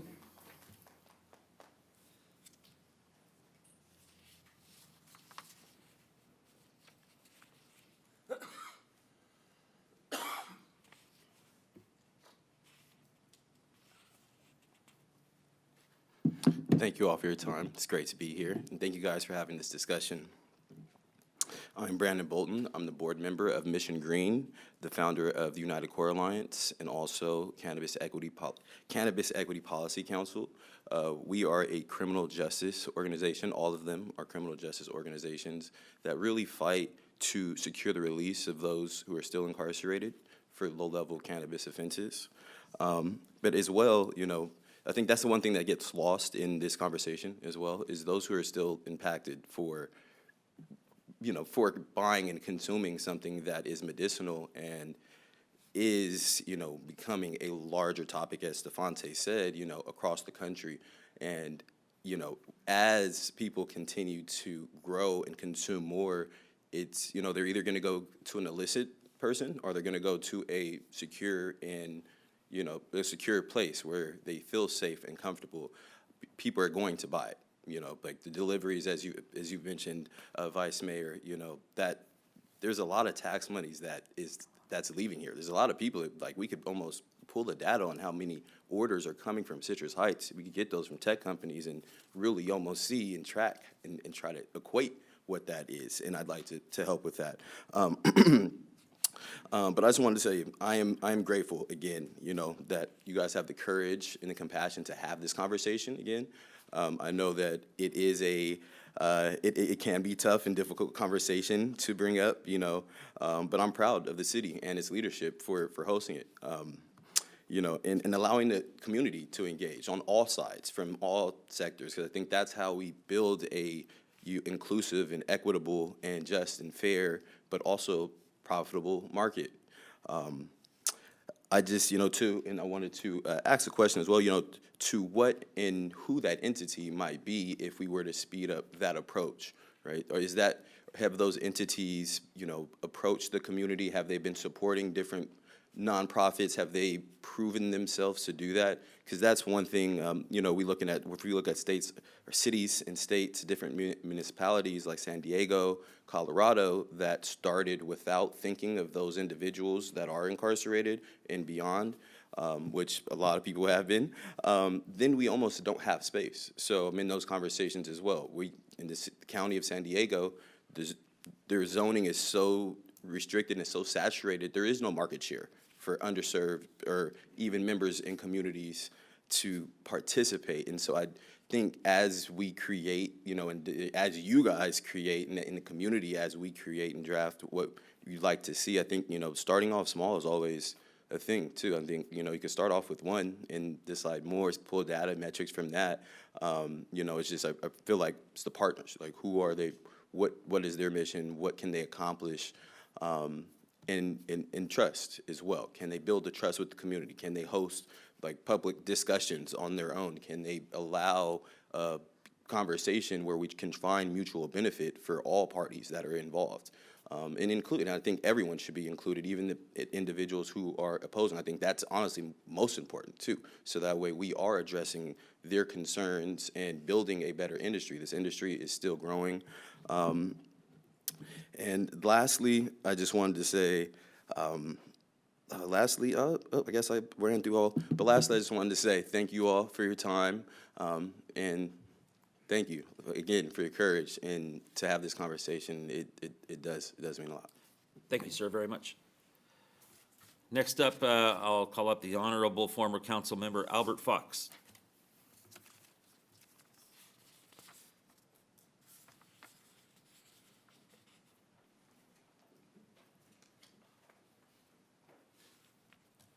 Sir, you have 5 minutes, just 5 minutes. Oh, shucks. Thank you, Mr. Mayor, council members. Mine will actually be short and sweet. I want to boil this thing back down to what we're talking about tonight, and that's whether or not the study is useful and whether or not, as a couple of folks have said, this is about getting money to fund, road repairs and things in Citrus Heights. This possibility is one that I've heard has been floated from the council members. There's a couple of others that I've heard mentioned, but I'm more concerned about the fact that we have already gone through this study. We've already gone through it with the city, as Mr. Lagomasino said, and those discussions were very complete, and I think were very impactful on what the decision that was made. I'm going to read what I pulled out today because I did some research. Cannabis dispensaries have long been seen as inconsistent with health, safety, and security of our community. The previous actions of the City Council to prohibit such businesses were thoughtfully weighed against the potential benefits, including tax revenues to the city. The potential benefits of this proposed study falls moot in light of the reality of the legal cannabis industry's declining impact of sales tax revenues across the entire state, and I will go with some data with that in just a moment. One just has to read the most recent studies, reports by MJ Biz, which is Marijuana Biz Daily, or North Coast Business Journal, to see the failures of marijuana dispensaries to be the sales tax bonanza dreamed by the politicians at both the state and local government levels. The recent claim that it is going to be a sufficient resource for road repair funding is highly questionable at best and is not supported by the statewide reports of dispensary closures, failures to pay, or delinquent payments of sales and excise tax revenues. You will find support of these basic findings as follows. At least 14 cities and counties in the state, including key consumer markets such as Los Angeles, San Francisco, as well as less populated production-focused areas like Calaveras and Humboldt counties, have reduced or eliminated local sales tax, business or cultivation taxes over the past year, according to research compiled by the Hirsch Jane of Anata Strategies of Los Angeles-based consultancy. The trend reflects a growing acceptance among elected officials that legal marijuana in the state's roughly $6 billion market is simply too expensive for California consumers who can patronize a still thriving illicit market. Tax cuts reflect a stark departure from the attitude of legalization's early days when local governments saw marijuana industry tax revenue as a source of revenue to backfill budgets and avoid more difficult conversations regarding spending priorities. Among the cities that have cut taxes in the past year, Berkeley, where lawmakers voted in July to extend an across-the-board local tax exemption until 2025. Cathedral City in Southern California cut the retail tax from 10% to 5%, and further cuts on cultivation and other business to offset these businesses closing, going out of business, and losing revenues. Long Beach, which cut local taxes for social equity businesses, is offering further benefits for small companies to meet certain so-called good employer requirements. Palm Desert cut a gross receipts tax on retailers from 10% to 5%. San Francisco, which delayed imposing a local tax rate entirely. Santa Ana cut taxes across the board. Counties that recent cuts include Calaveras, Humboldt, Mendocino, Monterey, San Luis Obispo, and Sonoma counties. Cannabis sales in California are subject to two main taxes: the state's basic sales tax, which starts at 7.25 and can reach as high as 10% in certain jurisdictions, and a 15% excise tax unique to cannabis, which retailers must collect from customers and remit to the state. And the state's not going to share that with you, as we well know. And I think Vice Mayor Costa said simply, on sales tax, we get 1%. 1% is not going to be a whole lot of money. The North Bay Business Journal, December 2023, California cannabis tax revenue dipped about 6% quarter to quarter from summer to fall, totaling $269.3 million in 3 months, ending September the 30th.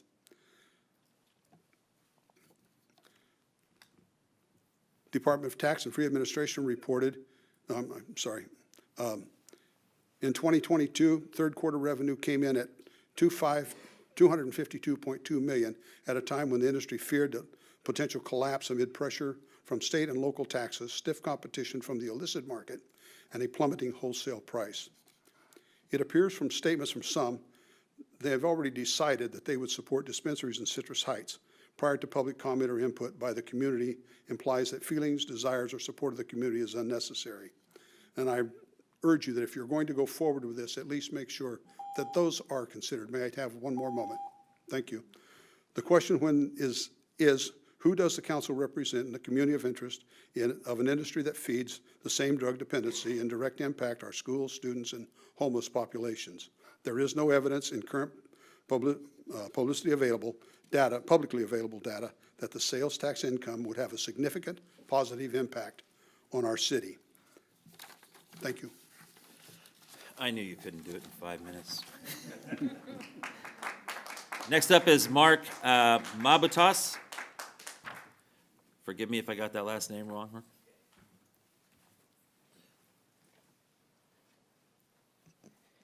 Good evening, Mayor and City Council. My name is Mark Mabutas. I am the owner of Metro Cannabis Dispensary. I'm a local small business who is here today to support staff recommendation to uplift the ban on cannabis retail.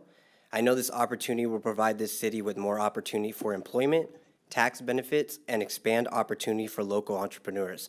As a retail dispensary owner, I can tell you firsthand that the legal cannabis market has not only changed my life, but the life of my family and local community. Allowing retail dispensaries in the city of Citrus Heights will give much-needed access to medical cannabis at the same time as bringing much-needed tax revenue to the city. I want to say thank you again for considering this opportunity.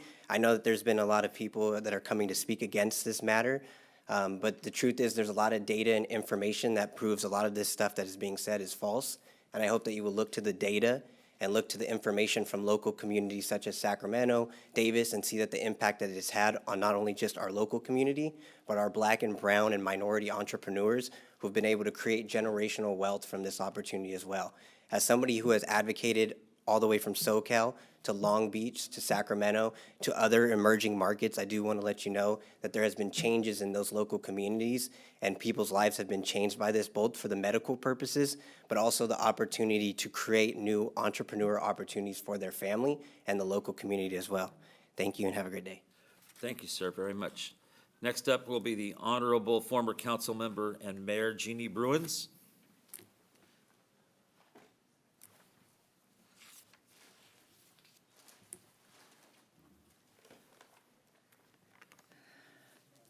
Good evening, Mayor Daniels, Vice Mayor Karpinski-Costa, and council members. Thank you for giving me the opportunity to speak to you tonight. As a nearly 40-year member of this community, which I will celebrate later this year, this issue is very important to me. When the voters legalized recreational marijuana, the City of Citrus Heights City Council thoughtfully approved a municipal code prohibiting the opening and operation of marijuana dispensaries in Citrus Heights, and I was part of that panel at that time. And our reason was to protect our citizens on the level of health, safety, and well-being, not only for our citizens, but for our business community as well. Circumstances have changed since then, making this municipal code as it stands today even more important. Crime is up everywhere. Homelessness, as you know, has exploded around us and is being felt within our city limits as well. Our children are less safe today than they were 4 years ago when we voted on this ordinance. Marijuana has become a much more lethal drug than it was when I was young and when, as Kathy Morris said, when we were young people of the 50s, 60s, and 70s.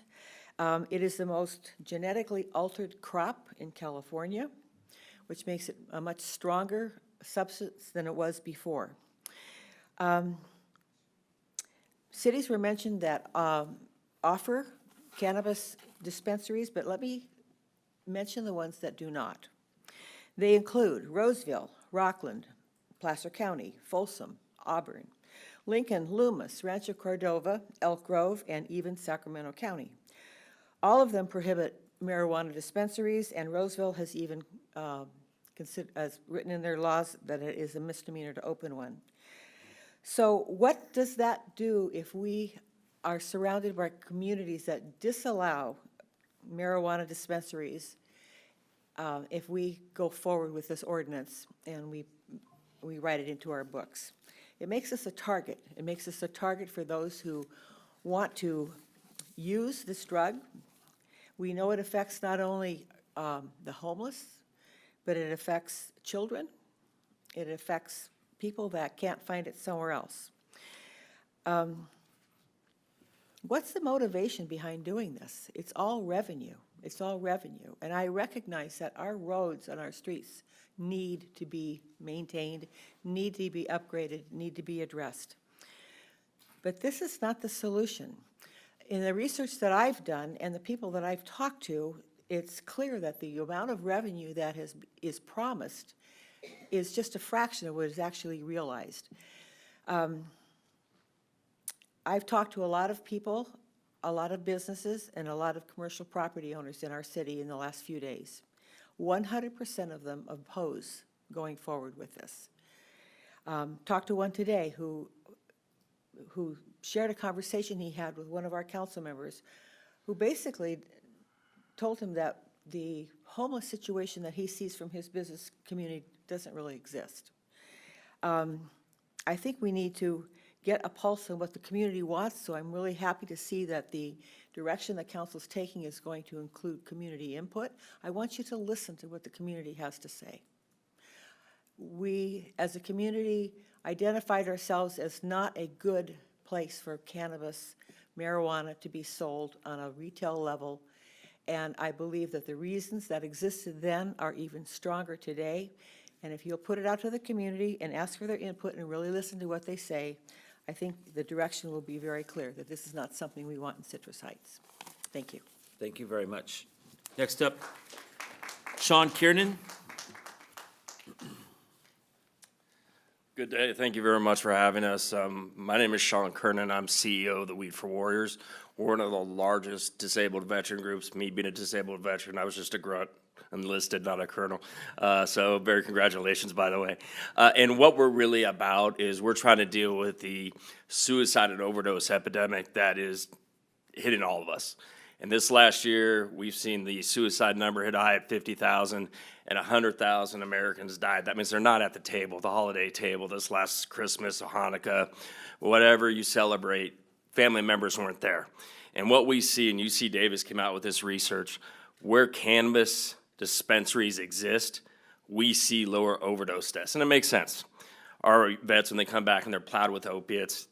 I would urge everyone to read the Health and Human Services that just recommended Schedule 3, that cannabis, their own admission, our federal government's now saying it's not the same as heroin, it's not the same as fentanyl, it's not the same as alcohol. We're not losing people from it. So it's a safer substitute.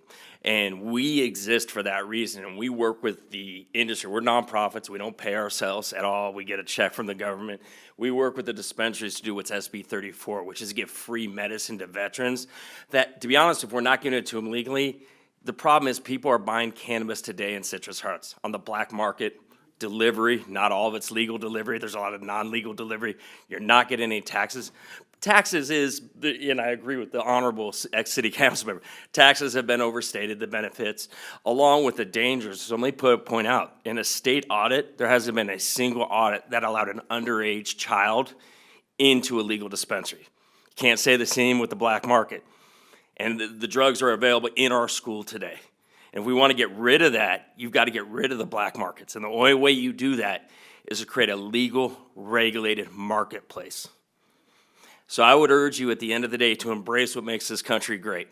And that's our entrepreneurs who are out there providing consumers what they want. And they're going to get it whether we give it to them or not. They're just going to get on and what increases crime in your schools and the drugs. And so this is really about public safety. And I know, listen, my dad was a captain in Vietnam, and he talks a bunch of Weed for Warriors guys, and he's talking about how he used to bust the potheads on guard duty, right? So I understand what people's hesitation to it.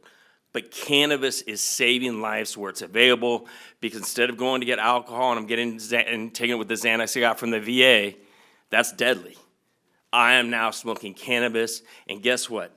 They're falling asleep on their couch with a bag of Doritos. They're not causing problems in the community.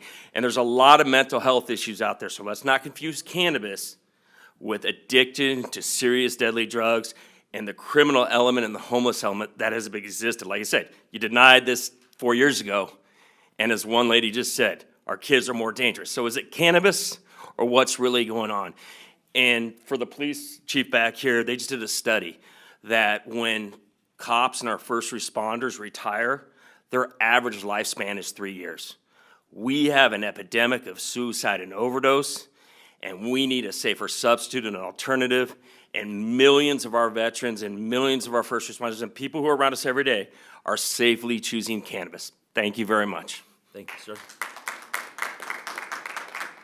Mark Carrillo. Hello, good evening. Thank you for having me. Appreciate you guys. I'm for this. Retail dispensaries need to be available. I've been helping, I grew up Foothill Farms right down the road, been in this area a very long time, since '99. Went to the Marine Corps, sort of 2 combat deployments in Fallujah, Iraq. Came back drinking a fifth of vodka a day. Didn't want to fall back into cannabis, right? But as the studies have come out, my brothers and sisters have come to me and told me cannabis saved their lives.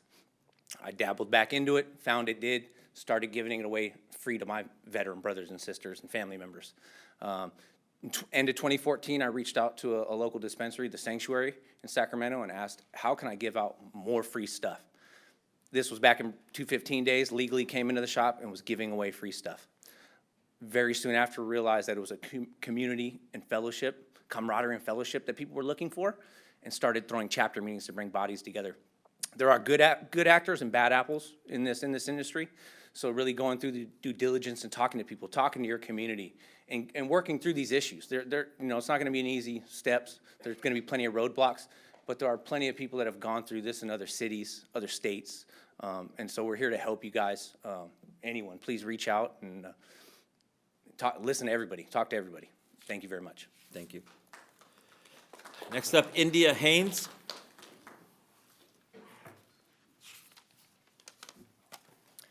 Good evening, everyone. My name is India Haynes. I am originally from the Bay Area, and I'm 29 years old. I want to give full transparency to say I did not expect, I consider myself to be a regular person, so I don't understand how I ended up here tonight in a suit jacket speaking to you all, but I really appreciate you guys taking the time to listen. I am originally from the Bay Area, like I said, and I grew up pretty regular, like I said before. I'm somebody that is not necessarily underprivileged, but I am someone that did face hardships kind of growing up. Financial hardships, come from a loving family, but also a broken household, like many people who lived in my area. And I've also faced a lot of challenges when it comes to career building because I'm a woman, I'm also minority, I'm Black, and so I've had issues with that. And that was until I started in 2014 at a dispensary and got my start in the cannabis industry. And I originally just wanted another job because I was working at Subway and they didn't pay me enough and I quit. And then a dispensary landed in my lap and I had an entry-level position and it all worked out fine. I thought it was gonna be something short-term. 6 years later, I was still there because I ended up seeing what it really did for the city, what it really did for the people that needed it, what it did for my family. I have a mom who faces an inflammatory issue. It's called angioedema. She doesn't smoke, I don't smoke, and yet somehow we got her to use the product and we've seen benefits from it. But I ended up having to leave that company because I did a lot of work and I was there for 6 years. Like I said, I made $17.25. And as a 19-year-old, because I was able to be there at 19 at the time, I said, this is not gonna work. $17.25 is just not feasible. So I ended up relocating to Sacramento and I had an opportunity at a bunch of different roles, but I started with the sanctuary, who Mark just previously mentioned. And that dispensary, getting started there, it changed the direction and the trajectory of my life completely. Like I said, I'm a regular person. I'm not someone that has a master's degree or a bachelor's degree. I'm not someone that was born with a silver spoon. I'm a regular person. And so there were a lot of challenges and experience gaps that I had when I first started at the sanctuary. But that company in that industry took time to fully develop me. They took time to teach me the reporting and the financial issues that I didn't know how to do. They taught me leadership development. And within 2 years, starting in 2019, I had been promoted 5 times. I was a sales lead, I was a sales manager, I ended up in human resources, and now, a couple years later, about to make 5 years with the company, I get to call myself India Haynes, the general manager of a cannabis dispensary, one of the best ones in Sacramento, and I'm really, really pleased with that. There's a lot of stigmas attached to cannabis. I get that. I'm not a user of the product, but I will say that I've seen so much that it's done for not only my family, but the people around me. And so I always, now that I'm running a dispensary, try to pay it forward with all of the development that they've given me. It was parabolic growth. I shot up like a rocket ship when they taught me everything, and my value as a person, it truly did increase. And so now I'm doing the same thing within the community. So the sanctuary is based in Del Paso Heights. It's in Sacramento. It's an underprivileged area, so we see a lot of issues there. But when it comes to the onboarding, the hiring, all of that stuff, I try to give them the same chance that they give me. And so I don't necessarily let the resumes that people have limit them. I don't let whatever their upbringing was limit them. I truly look at the person and I say, you know what? I've learned everything that I need to learn and I can develop people. And I've truly seen that happen with my experience there. We've also come into the area that we're in now, and we didn't want to just take. We've given so much to the community, so we've partnered with nonprofit organizations such as Weed for Warriors, and we've volunteered over 300 hours to the community. We've been to a bunch of community outreach events, and we just are really trying to make a positive impact, and I'm seeing that happen. Even with the local businesses around us, there's a soul food restaurant down the street from us called Tori's Place. I highly recommend it. They've seen an increase in their sales just because of the foot traffic that we have. And I know that security is one of the things that people are really afraid of. We have an impeccable security system, 24-hour security, a third-party company looking at how we operate things. We have created over 100 jobs within the community, one of them being a patrol situation where we have people just scoping out what's going on with the market and what's going on around us to make sure that everything is safe and that our consumers are not causing any issues, and it's been a great benefit to us. So I know I have a limited amount of time left, but I just wanted to say I'm completely for retail coming into this dispensary and into this city, and it's going to offer more than just sales tax. You will make better people. You will see that people are just overall going to become better and they have access to alternative medicine. I just urge that if it does come into Citrus Heights, you have to have the right dispensary. You have to have the right integral leader to be here to do that, and you just have to have the right partnership overall. And I know that if I can provide that, other people might too, but maybe not as good as us. So I urge it. And if any of you guys are ever interested to see what we do, I encourage you guys, ask us for a tour. We'll give you a tour. It's a great facility. It's very professional, and I think that you guys would enjoy the time with us. Thank you so much. Thank you. Next up, Natalie Price.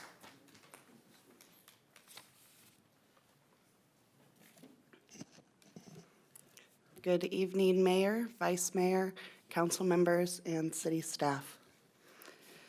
I hope today my name is Natalie Price, Amy. I hope today council provides feedback and direction so that staff can proceed with necessary municipal code updates to allow retail cannabis businesses as set forth in the staff report. I support this initiative because, as referenced in the staff report, moving forward with a dispensary aligns with the Citrus Heights City Council strategic plan objectives, goals to diversify for a resilient economy, and maintain and enhance fiscal stability. It will bring in new tenants to hard-to-rent locations and bring with it some wins for the community. We are not here today to discuss the legality of cannabis consumption in Citrus Heights.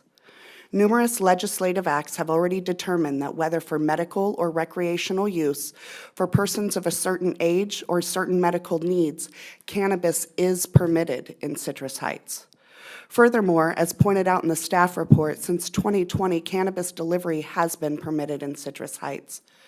Cannabis is already in our city. It's in our neighborhoods. The question before us today is whether or not our city will take advantage of a fiscal opportunity and provide equal access to medical dispensaries within city limits. Saying yes to allowing 1 or 2 cannabis dispensaries within our I-80 corridors is a win. It's a win in securing funds towards the astronomical road repairs. It's a win for the 50-plus jobs it will generate in our city. It's a win for those in Placer County and surrounding who will likely now travel to Citrus Heights for their cannabis needs, and those even farther who may now receive delivery services in their region. It is a win for the many medical cannabis consumers already in our city who have been traveling 30-plus minutes to access their pharmacies. I don't want to bring the Me Too movement to the dais, but I do want to talk about the importance of dispensary access for some of those who choose cannabis for their medical needs. There is a woman in our community. She's lived here over 12 years. She was gang raped at 12 years of age. She was pinned down by 4 men and had a loaded handgun inserted inside of her. This 12-year-old child has had complex PTSD with suicidal ideation ever since. She sees her own death multiple times a day. This child grew up and became a mother. When her young children would put their hands in her face, she would panic. She would sob uncontrollably when they wanted to sit on her lap, and she turned to psychology for help. She was given pills that you couldn't miss a dose and had to take every day. They led her to becoming a human shell. She had no emotion, no libido. She wasn't present for her family, her friends. She had no aspirations and found herself unable to serve the community that she loves. These pills eventually caused her heart to give out as she hit the floor of a convention center. But luckily, she survived. She was determined from that point to rise without Big Pharma's poison. And most days, this woman soars. But some days there's an officer as a guest speaker at a community meeting. And as she is seated and he stands, she finds herself face to face with the gun in his holster. This woman remembers the hot shells hitting her face from the bullet casings. When she's working in the community doing a cleanup or planting a tree, the smell of a man's sweat triggers her parasympathetic system. And on the inside, she's out running a grizzly bear, and she's wanting to end the memories in a very final way. On those days, this woman chooses to inhale from a concentrate to stay safe, to come down to baseline quickly, within seconds. This woman doesn't want at-home delivery. She doesn't want to explain the little brown bag and the person in her driveway to her children. Her round-trip commutes to even the closest dispensaries are burdensome with her intense schedule, and her mental health deteriorates. Access to cannabis dispensaries matters. It matters for this Citrus Heights resident and many more like her. Thank you. Thank you, Natalie. Next up, Jimmy Bobek. Hope I got that last name right, Jimmy. It's close. Okay. My last one? No? We'll make it quick then. Hello, Mayor, Vice Mayor, Council, City staff. In 2022, I can't believe July 14th, I stood before you to talk about cannabis. It was not an agenda item at the time. I'm so excited that we're talking about it today as an agenda item. For those who don't know me or remember me, my name is Jimmy Bobak. I own Helios Distribution. We are a distribution company. absolutely. We are a distribution company located in the city of Sacramento. We, on average, have about 14 vehicles on the road every day. We deliver to 800 retail locations from the Mexico border up to the Oregon border. Over the last 6 years, we've been operational since 2018. We have seen a lot of success through various retailers, brands, other licensees. Unfortunately, we've seen a lot of failures. And so I stood up a couple years ago to talk to you about the benefits I thought. I mean, we're still having some trouble hearing you. Can you? Oh, really? Okay, I'll bend over a little taller. I'll get down here. I'm here to you to talk today about, really, I would probably give you 50 things, but I only have 5 minutes today. So I just wanted to bring top 3 things that I've seen over the last 6 years that I thought, if you choose to move forward with, allowing cannabis within Citrus Heights, some things that I would think even choosing an operator you would find successful. Number 1, limited license. We have found, or I've seen numerous times where cities or different parts of the state have opened up licenses to retailers, and they tend to over-license. And what you normally have is, let's say a city, given the population, can maybe only take 1 or 2, or would be sufficient 1 or 2 dispensaries. You end up having maybe 8 to 10.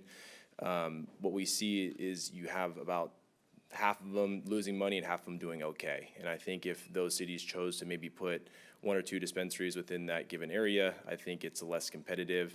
And on that note, I think that when you talk about taxes, if there was a smaller number of dispensaries that were successful, they could probably take on a little bit higher of a tax rate for the city and still be able to manage that within the margin. So I think when looking at how many licenses would be allowable in the city, taking a look at maybe some other cities and what they've done and allowing sort of a limited license. I think number 2, this is really important, is finding a genuine operator who does it for the right reasons. We work a lot with big chain retailers, even mom and pop shops, big multi-state operators that, they tend to hire consultants, attorneys, lobbyists to obtain these licenses. There's some that are really great, but there's also some that, they're so busy in other parts of the state, other parts of even the country, that sometimes those licenses, if awarded, go dormant. So they're not actively trying to get them open. They're sort of just on a license acquisition kind of movement. I'm trying to add value to the company. So if you did provide it to one of those, bad apples, my concern would be that we're talking about a tight timeline, that potentially it could delay that timeline because they might not have, full ownership or full head of steam towards getting that license open. I believe in the most successful operators that we've seen are ones that partner with the city day one and really build a foundation with the people in the community. Number 3 is really finding an operator who has a track record of good business. This one actually kind of hurts. I don't know if you guys know this. One of the biggest cannabis distributors last year had gone out of business. His name was Herbal, Herbl. And one of the main reasons they're in receivership now is they became insolvent with a $10+ million accounts receivable. And me being a distributor, a competitor of theirs, we were fortunate to actually onboard some of their brands, but now, full transparency, we have a 7-figure accounts receivable as well. I have numerous judgments filed against various retailers in California. And, finding people who have a track record of doing good business, I think is very important. There are so many good retailers. I don't mean to be a person that's talking bad. It's an amazing opportunity. It's an amazing industry. However, I have seen a lot of things, and there's certain operators who build a model around taking money from the smaller brands. And unfortunately, we have been victims of it. I've seen brands who have been victims of it, even in our own portfolio.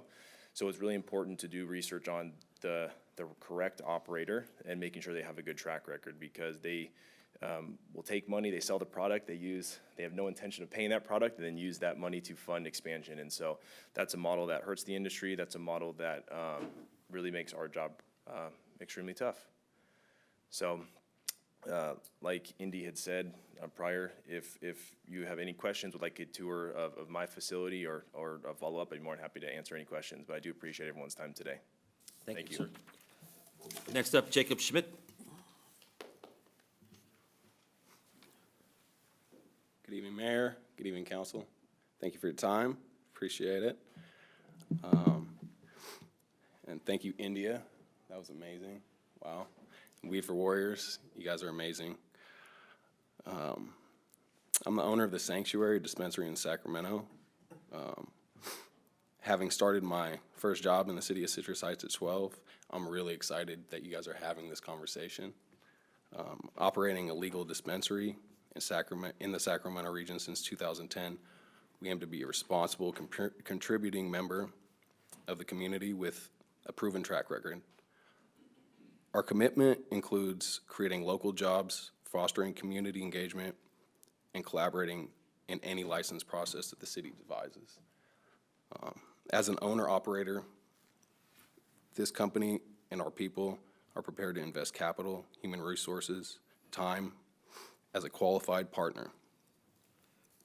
From location, local contractors, to marketing, local staffing, we are dedicated to making a positive impact in the city of Citrus Heights.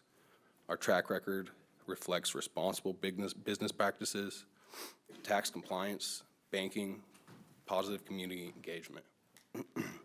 I'd like to invite each member of the council out for a tour as well.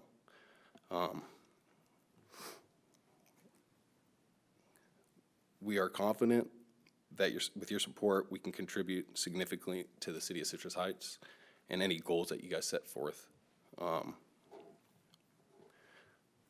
I believe that we can build something that we can both be proud of. So I appreciate you guys' time tonight. Thank you. Thank you, sir. Okay, that's the last of the speakers that I have. I'll ask staff if they have any Mayor- clarifications or any points that were heard. Mayor, I do I always have forget one. This is technology. I can't remember this. I do have Go ahead. one written comment. Sorry, go ahead, Amy. And our agenda states any written comment should be submitted by 4 p.m. We did receive some written comment after 4 p.m. Those copies have been provided to the city council, but I will read the one that was received prior to 4 p.m. And it is from Maria Iristegui. I apologize if I mispronounced that. And they state, I support that the city council lift the ban on cannabis retail businesses. Currently, Citrus Heights is losing a significant amount of revenue to the city of Sacramento by continuing this ban. The potential of having this revenue stream in the city of Citrus Heights can be used for many things, including improving roads, infrastructure, and issues pertaining to the unhoused, and homelessness and other social services that are in need of financial support. I encourage the city council to direct staff to revisit this issue and move forward on approving a pathway for the city to attain a revenue stream and create jobs and infill currently open commercial space by pursuing the implementation of opening up cannabis retail in our community. And that concludes the written comment. Okay, there we go. Anything, Casey? Okay, council comments, questions? Portia, anything? I'll start down here. Nothing? Oh, go ahead. Nothing? Yeah, okay. Jane? No. Questions, or are we doing this? We're just doing any questions or comments at this time. Tim, anything? So, lots of people in this room would be, probably remember that I came out pretty vehemently opposed to Measure M. The concern that I have certainly moving forward here is our infrastructure deterioration. I think that, I think we should explore this as an option. I don't know, I would request, Al, if you have this information you are reading, I'd love to take a look at it. And so as far as I'm concerned, this issue's still on the table for me, just because from a business and a revenue standpoint, I'd like to look at the data and say, hey, yeah, this makes sense or it doesn't make sense. The fact of the matter is, I agree with a lot of the testimony here. Marijuana's already here. It's not going to, it's if we decided to dismiss this idea right off the bat, cannabis is still here. And so I want to explore what we can do, because quite honestly, the idea of moving forward with the tax measure is not particularly palatable to me. I'm talking about a general tax measure, unless it's if it was for a specific item, that means we have to get a 2/3 vote. So I see this as as an opportunity that we should look at and analyze it and make an informed decision. If we're going to choose to make an informed decision, we need to have the data. We need to explore the data and see what it looks like. My direction to staff is, let's continue to look at this issue. Councilmember Middleton. Yeah, so took a moment to gather my thoughts, and I've also really thought about and listened to what the community is saying here. And I actually, on my little sheet here, kept tally marks for those who show up, because it's important when you show up and you're giving your opinion, you're giving your thoughts on the matter. And based on the support that I've seen today, I am comfortable with continuing to explore, as the Council Member Schaefer has said, to continue the conversation of exploring to see where this can take us and where it can go. I understand that before I was on the council, we might have made a different decision, but I do believe that our community has changed, and this is a great opportunity for us to fill in some of those gaps. And also, after hearing some of these powerful stories about how this cannabis has changed the lives of individuals for the better, it's definitely worth just, looking into.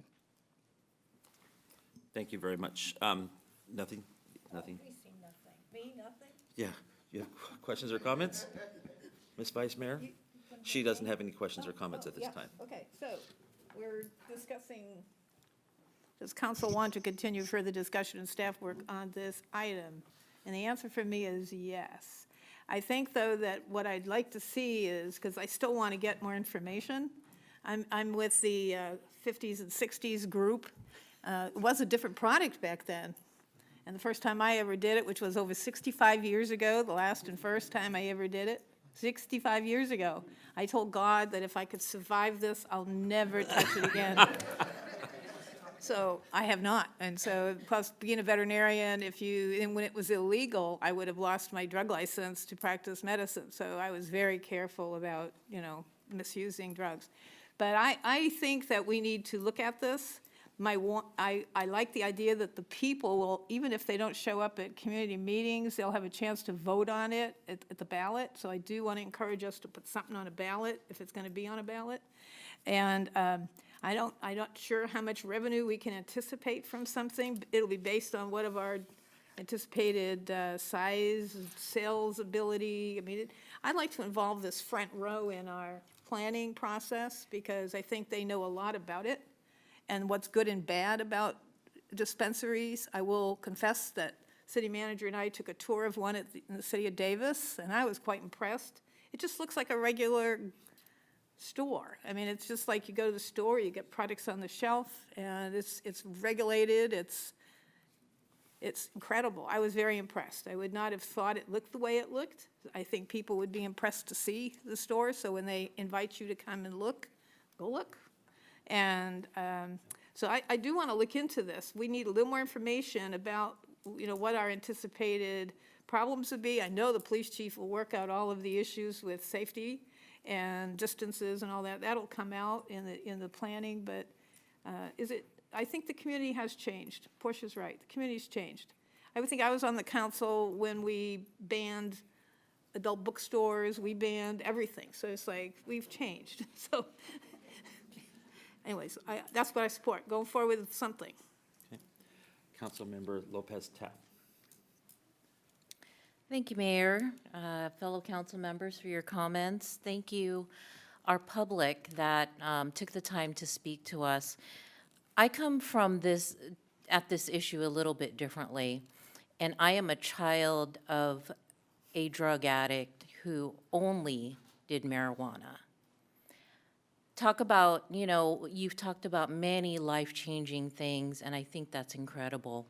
I do believe that there is a use for medical marijuana, I do, but I also know that there's a serious impact that most people don't talk about that I represent personally.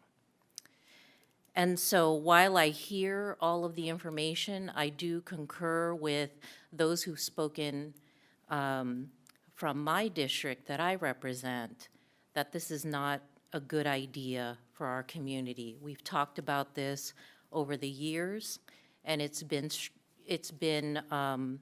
struck down, spoken against, moved with regulation and restriction over those years. And I still agree with those things. Those are the things that makes me proud to be part of our community. I recognize that we have many speakers today who are not part of the Citrus Heights community. And while I love that you want to start businesses here, I am pro-business all the way. But I heard from my residents who said no. So I thank you for your comments, but I am not in favor of moving forward with this discussion. Thank you. So I want to clarify one thing, and it's not clarify, but just mention one thing, and that's because there's a lot of discussion here about extra tax revenue and how that would help the city and whatnot. So I just want to be clear so that the community understands. We are doing very well in Citrus Heights. And yeah, you can always use extra money. We could find something to do with it, no doubt about it. But I just want to be clear in saying that our city is doing very well. We have about a 25% surplus or reserve type of scenario in our city. We spend our money wisely here, and we get by with what we have, and we know what we are. And I just want to be clear to the community in case something might be getting turned or twisted, that we're just looking at another way to make money. Can we get more money, more money? So that being said, I am a child of the 60s. Unlike my fellow council member here and my friends in the audience, they called it the evil weed back in the 60s. It's never touched my lips, but I know it's touched a lot of lips. I will say this, and I've said this publicly before, that my parents died in their 60s of cancer, and I would have gone and got them anything to relieve their pain and suffering. And if it would have meant, meeting Johnny behind the liquor store to buy some weed, I would have done that for them. So I'm a firm believer in that there are medicinal needs for medical marijuana. On the flip side, I'm very much against recreational marijuana. I wish nobody would do that. I just don't think that's a good idea. But I'm also this too. I'm a partaker of an adult beverage, and who am I to say that that's okay?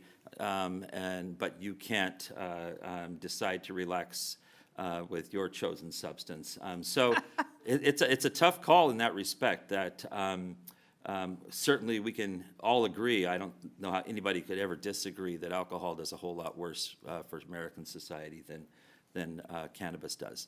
But I just wish people wouldn't do it. I wish they wouldn't smoke it. I don't understand putting smoke in your lungs. But that's where I'm at on the use side. I'm really extremely concerned about us looking at placing taxes on this, even though I'm sure there will be some level of tax. These taxes that get built into this is what exacerbates the black market. It is horrible, and it creates I think a worse problem than not even be involved in it then. So if this council ever decides to move forward, I hope that they would exercise a lot of caution on any kind of tax, and maybe even look towards the community benefit fund, if anything, at some sort of lower level than we see in the surrounding area.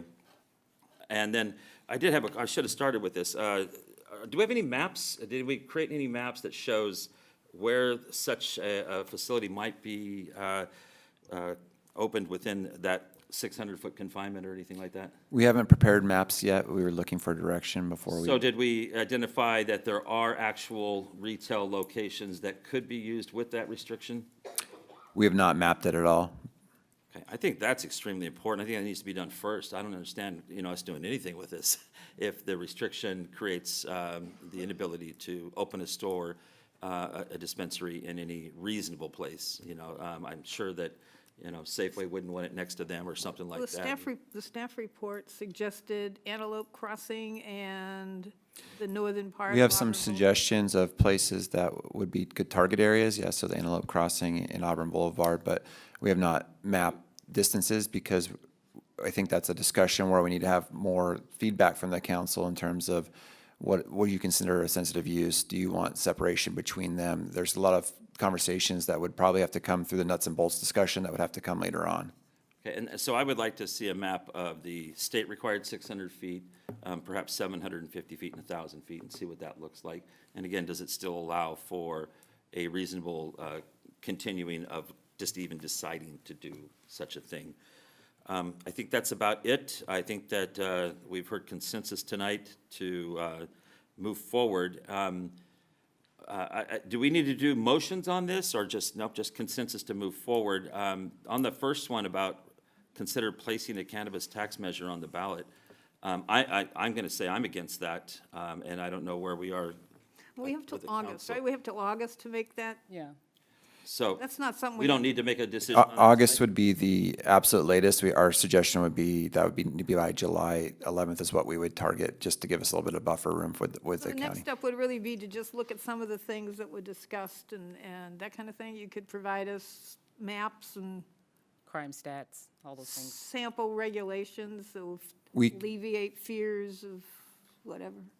Yeah, we could explore different approaches in terms of regulations and ask for some feedback on that. It might suggest one option would be to explore the public outreach first, to take some sentiments, if that's the council's flavor, and see where that lands, and then we explore regulations. I like to look at regulations, because I think regulations make a difference to the public. Like, I would not approve of something in my neighborhood, but if it's out there on the freeway, fine. Can you So I pull up think it that makes a timeline difference again? where it is. Okay, thank you. Okay, so, go ahead, Tim. Sorry, I got one Yeah, more. go ahead. So the question is, approve the proposed timeline for implementation is this what's actually on the agenda? And what I'd really like to see is a flash vote, like, as soon as possible, so that we can get a sense of what does the community really think about this? And I'd love to have some input on what the questions on the flash vote are, like if it was proposed that it was required for a particular interchange near the highway, near the freeway. Those sort of questions could qualify the sentiment of the community. So that's the first thing I'd like to see is a flash vote. People on the flash vote. There's 800 people. That's a pretty Is decent. that 800? We have 800 people? I'm not sure the total quantity, but it is a statistically valid sample size. Yeah, that's a pretty decent sample size for the size of our community. I think looking at the timeline, because my understanding is we can say that we want to move forward with this, and at any point in time, that we look at community engagement and see that it's not, worth the squeeze, so to speak, we can just stop and say, okay, no, the community Yeah, has spoken, and that's absolutely. it. So I think the timeline as it is, and going forward, if we choose to go forward tonight, is appropriate. And based on community engagement from now until April, seeing what it says, I'm sure we'll get some type of reporting back before then, and we can move forward from there.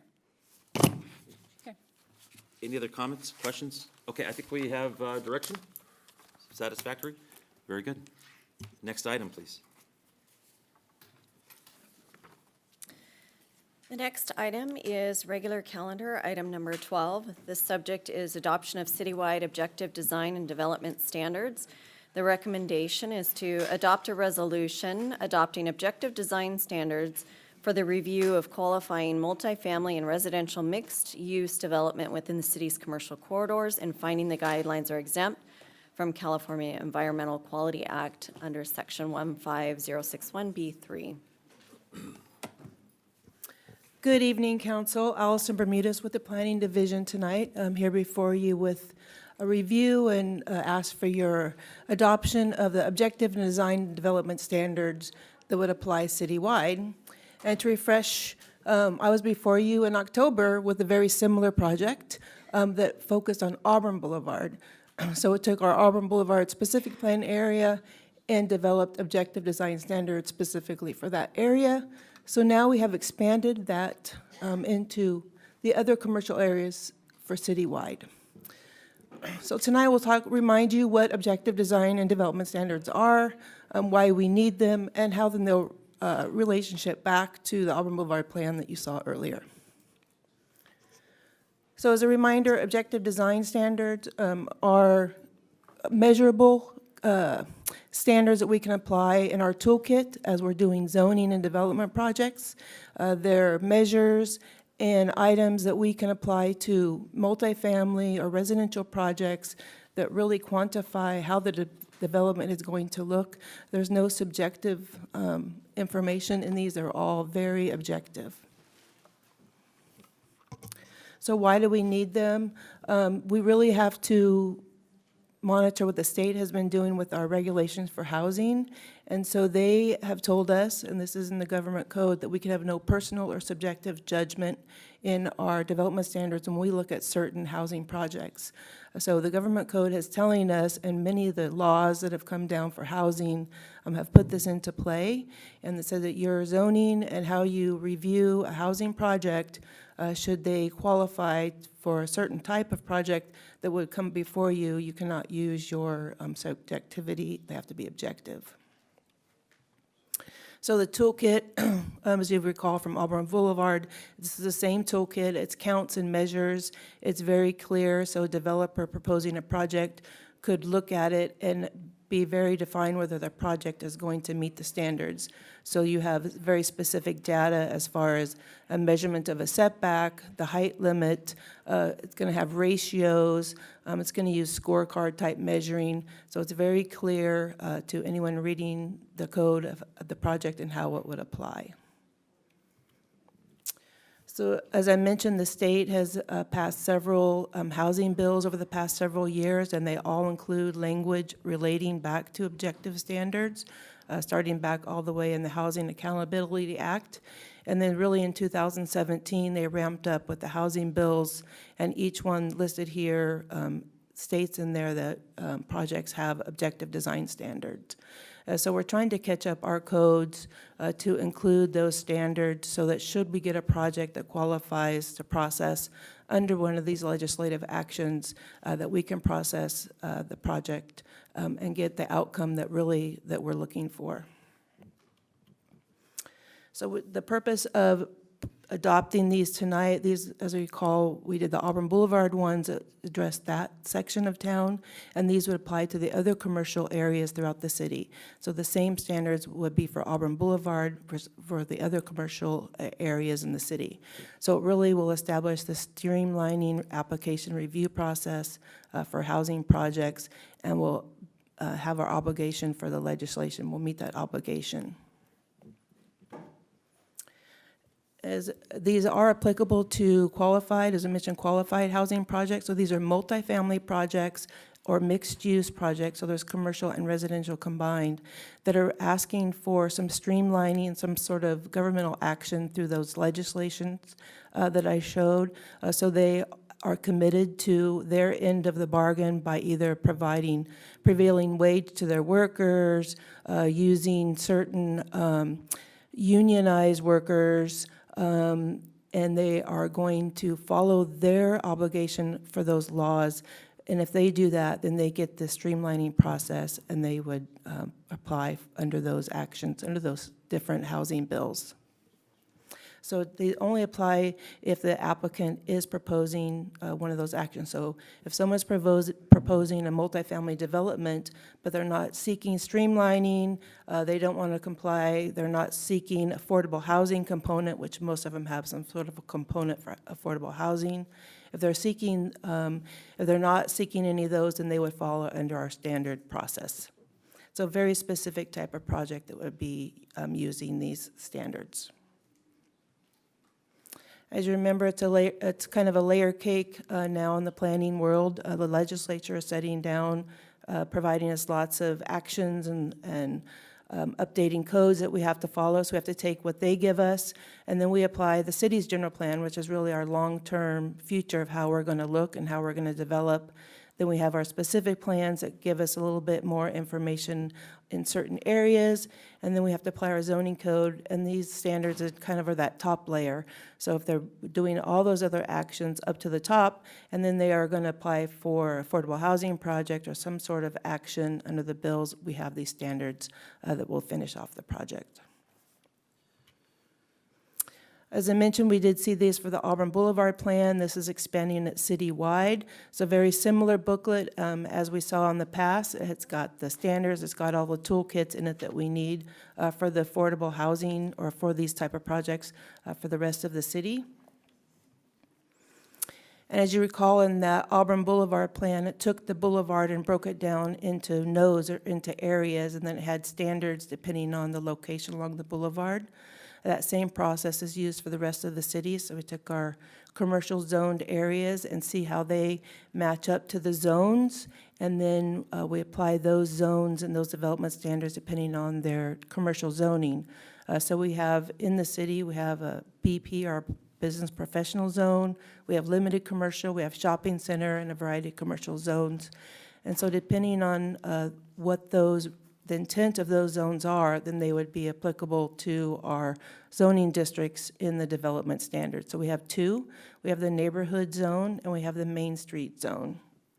Each one with a different development. Should housing come into an area that's in the neighborhood zone, this is really our small to medium commercial areas. And then we have the Main Street zone, which is your medium to larger footprint areas. So if you look at a zoning map, this is like Sunrise and Antelope, you'll see there's a variety of commercial zonings. You have shopping center, you have general commercial. Those are larger footprints commercial areas, so they would be applicable to that Main Street zone. And then to the north of that, you have the limited commercial zoning areas, which is kind of our buffer between some residential and commercial. And so that would be your more neighborhood zone. So the standards are different depending on the zone that they would follow as far as allowed heights and density and other development standards. And the reason we need these is, if you recall, the laws state that we have to have objective design standards. And if you look in our zoning code, while we do have some items in there that are very objective, we have setbacks, we have height limits. In our design guidelines, they're not so specific, they're more subjective. So if you have received a project to develop in a commercial area and we didn't have design standards, they could bring in a project. In the case of this example, this is picking out what we would consider objective in the Auburn Boulevard plan. Then this is a type of project that we could get, because this is all of our objective standards. Really, you would have a very long, tall building, not much relief, because the objective standards that you would find in the guide are very limited. But by applying the objective design standards, you would get a different feel along the boulevard. So you'd get buildings that are broken up, there's visual relief, there's architecture around the roof, there's steps, there's porches. So a very different feel for the same area using the objective design standards. So that's why they're very important for us, so that we can redefine, should we get a project in that qualifies, so that we could have the project, end result project, to look how we would like it to look and how really the city's vision was for the city to develop. So just as an overview, this is the adoption of the citywide objective design standards. In conjunction with these standards and what we adopted in 2023 for the Auburn Boulevard plan, it really provides us the policies to implement should we receive an application for a qualifying housing project in our commercial areas that are seeking the streamlining provisions set out by the state. And I have a motion for you, and happy to answer any questions. Any questions or comments for staff? Yes. Councilmember Schaefer. I understand what you're saying, Allison, with regard to what we need in order to comply with state law. But this doesn't preclude our oversight for any particular project this is just kind of an overview, and then when we get into a specific area where we actually have an application, we still have oversight over the application over that process, correct? Well, yes and no. If they are applying for a residential project under one of those legislative actions, then our discretion is only what we have in objective design standards. We don't have any other discretion. Does it come with one car on Auburn Boulevard? I always love that. Any other questions or comments? No. Questions or comments? No. No other questions or comments? Any motions? This could have I been think on there the was one consent public calendar. comment. Yeah, I do have one written public comment. I don't know if there was any others from the audience on this item, but I do have one written no. comment. So I'll go ahead and read that now, Mayor. So we received a written public comment from Rick Hodgkins, and he states, other cities just like Sacramento and San Francisco have community models that where there is mixed-use development combined with multifamily housing, all in one building, support this, and I would ask that the city council please do the same. And that concludes his comments. Yeah, and I guess I'll just say this. I'm going to symbolically vote no because I just don't like the state requiring us to do these kinds of things. So, any motions? Can I symbolically vote no? As long as, yeah. As long as it You'll go passes. next to last. Any motions or? You know, I have a question. I have one question. So we hired a company to do this objective standards. Is that what I read in the staff report? That's correct. When that company gives us our design standards, is there a choice? I mean, is there like, you know how like when we were picking the fence for Greenback Lane and say, do you want this design, do you want this design? Do they have a choice in this as they picked like what they thought was the best, or was there a choice for us to pick from their choices? Well, sort of, but what they did was really take what was already in the plan, the design choices that were already in the plan, and put those into objective language. So it didn't really change what the vision of the setbacks plan. were awful closer to the front than than our setbacks. I mean, I think they pushed everything forward to the street. In the commercial zones, the setbacks are very limited, and that's where this is generally applied, is it is applied to commercial zones where the setbacks are very minor. So that's showing, what it's showing you in those drawings is what you could build to based on our current standards. I would say that these guidelines, these objective standards, to your question about design, they don't specify, it's not like you're not specifying like a Santa Barbara style, barrel tile roof.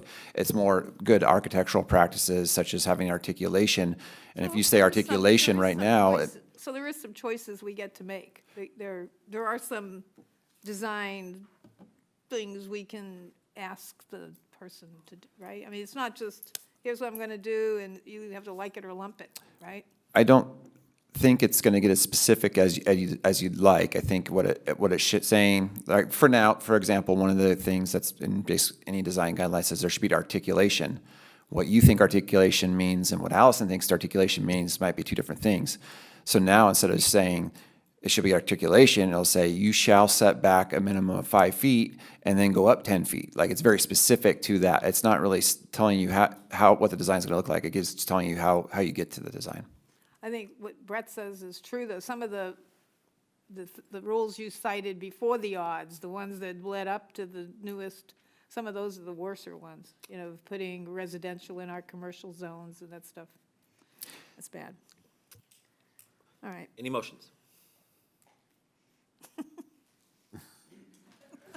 Okay.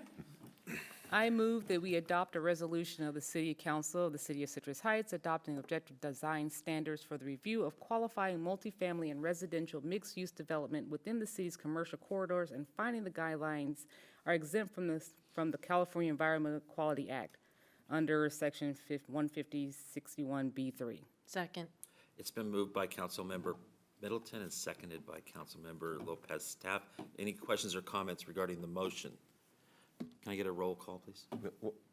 Questions? I do have Yes, go ahead. What happens if we don't pass this? We go to jail. What do we do then? Jail, don't pass it. Well, should we receive an application, and just to put it out there, we haven't really had anyone inquire, so this is really making sure that we're okay. Should we get an application, but if we would get an application, we could end up, as shown here, if they applied under one of those legislative actions, and then they looked at our objective design standards that we have, we could have a building such as this. You may have seen in the news, Elk Grove's in a pretty serious lawsuit right now with the state and the developer over an objective standard. They're haggling over essentially what is an objective standard or not. So they spend an inordinate amount of time on that right now. So our job is hopefully to protect us from getting down that path. And here's I hate both of these options. There you go. I don't like this one, and I don't like the preferred option that has a little courtyard and all that. I asked if there was I don't like either another one of them, and so I'm just like, is this what I'm buying? I think this, Mr. Mayor, if I can jump in here too. Councilmember Schaefer, these are like the blockiest of block models. So this, I don't think the market would bring that to the city anyhow. But what these design standards do is they preserve some local control. They allow you to go ahead and have some standard of design, ensure there's some minimum setback standards. It doesn't mean it's going to be built exactly what those minimum standards are, but it gives you more than what otherwise literally they could come in and build a box. And that's what these design standards are seeking to avoid. So it does allow us to preserve some local design control. Certainly, when we have conversations with developers about their design and what the community might like, we'd still try to influence their design, certainly, but having some objective standards, when you get into an argument about what they shall do, at least you can point to an objective standard and say, yeah, you shall do this. Versus if we don't have that, they can do the box. That's why we're recommending approval of this. Well, let me just clarify too, the motion's gonna pass, so however you wanna vote, go ahead and vote, the motion will pass. I'll say it that way. Okay, all right. Okay, roll call vote? Councilmember Lopez Taff, Yes. Councilmember Middleton, Yes. Councilmember Schaefer, Yes. Vice Mayor Karpinski Costa, Yes, Mayor Daniels, No, he'll be the token no. the token no. They put Okay. trees in there too, don't they? I mean, there's just landscaping, It's done, it's done. Next item. Next item is department reports, and there are none. So the next item is city manager items. I think I just have about 10 slides here.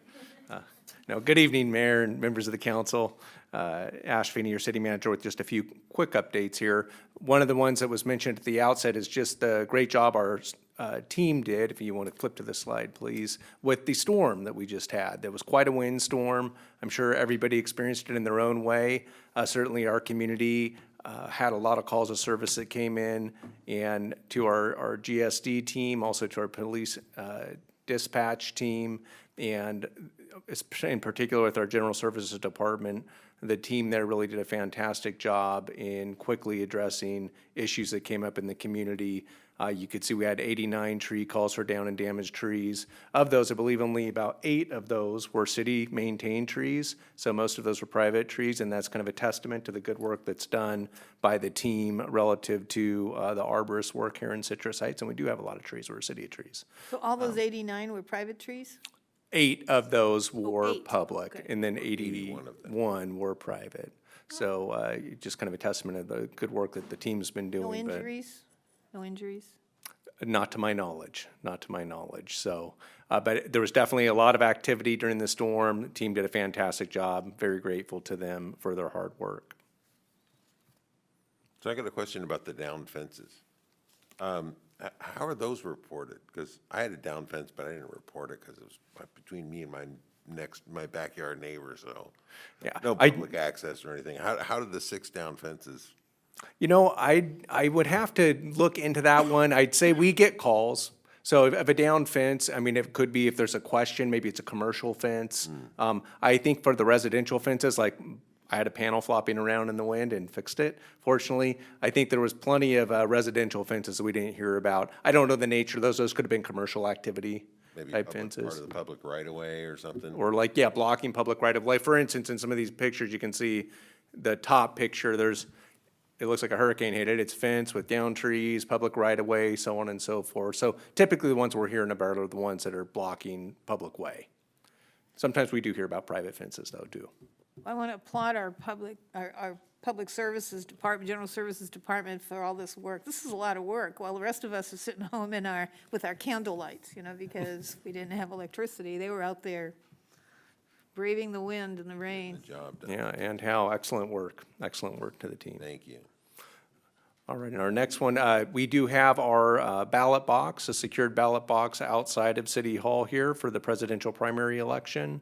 And you can drop your ballot box off. You can drop your ballot off in the box.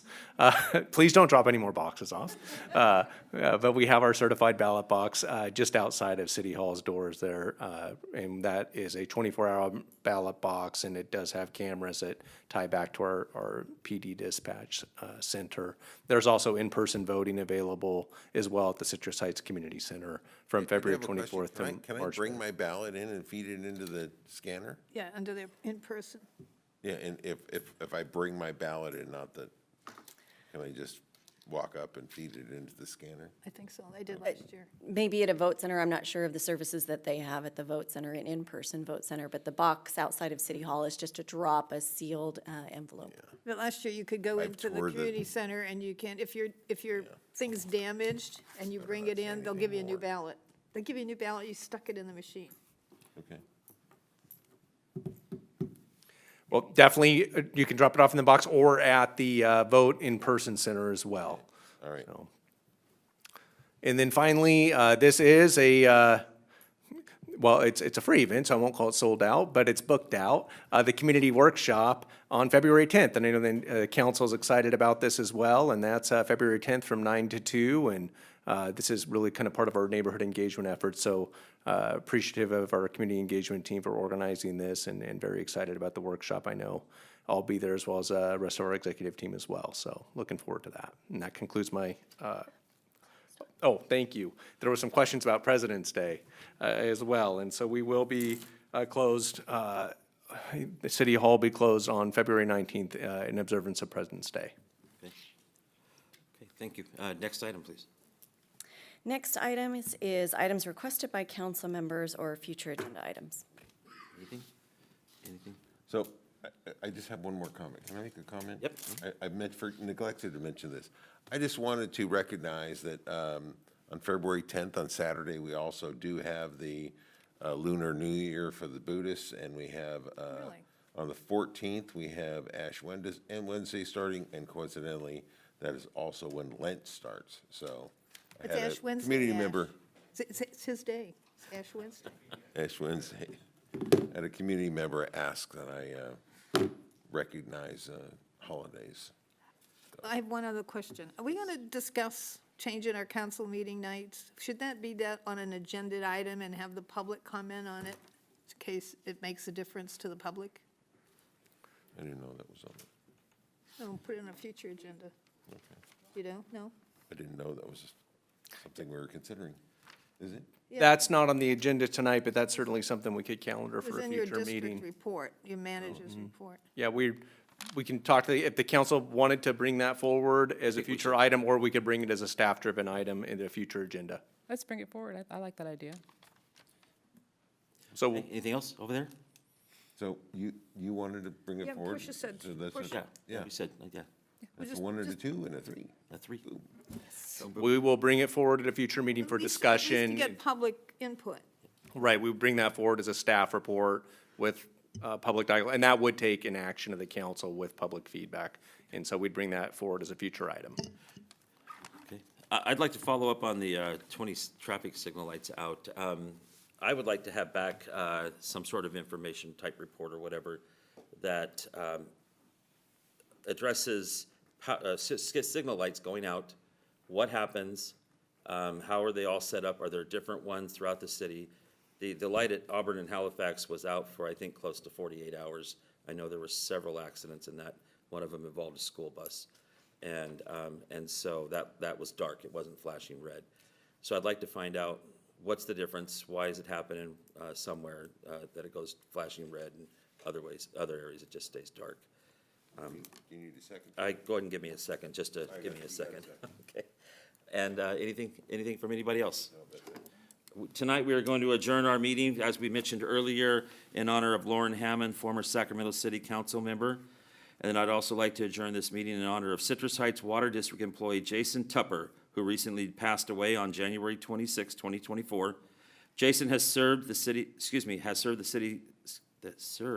Citrus Heights community for over 32 years. He joined the Water District in July of 1991 and was currently serving as a water resources specialist. Jason was a beloved husband, father, and friend, and I ask you to join me in a moment of silence.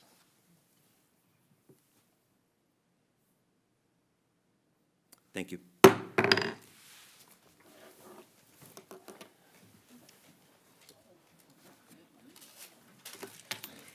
Nice job, Mayor. Yeah? Oh, gosh, no. Tons of it overseas. Tons.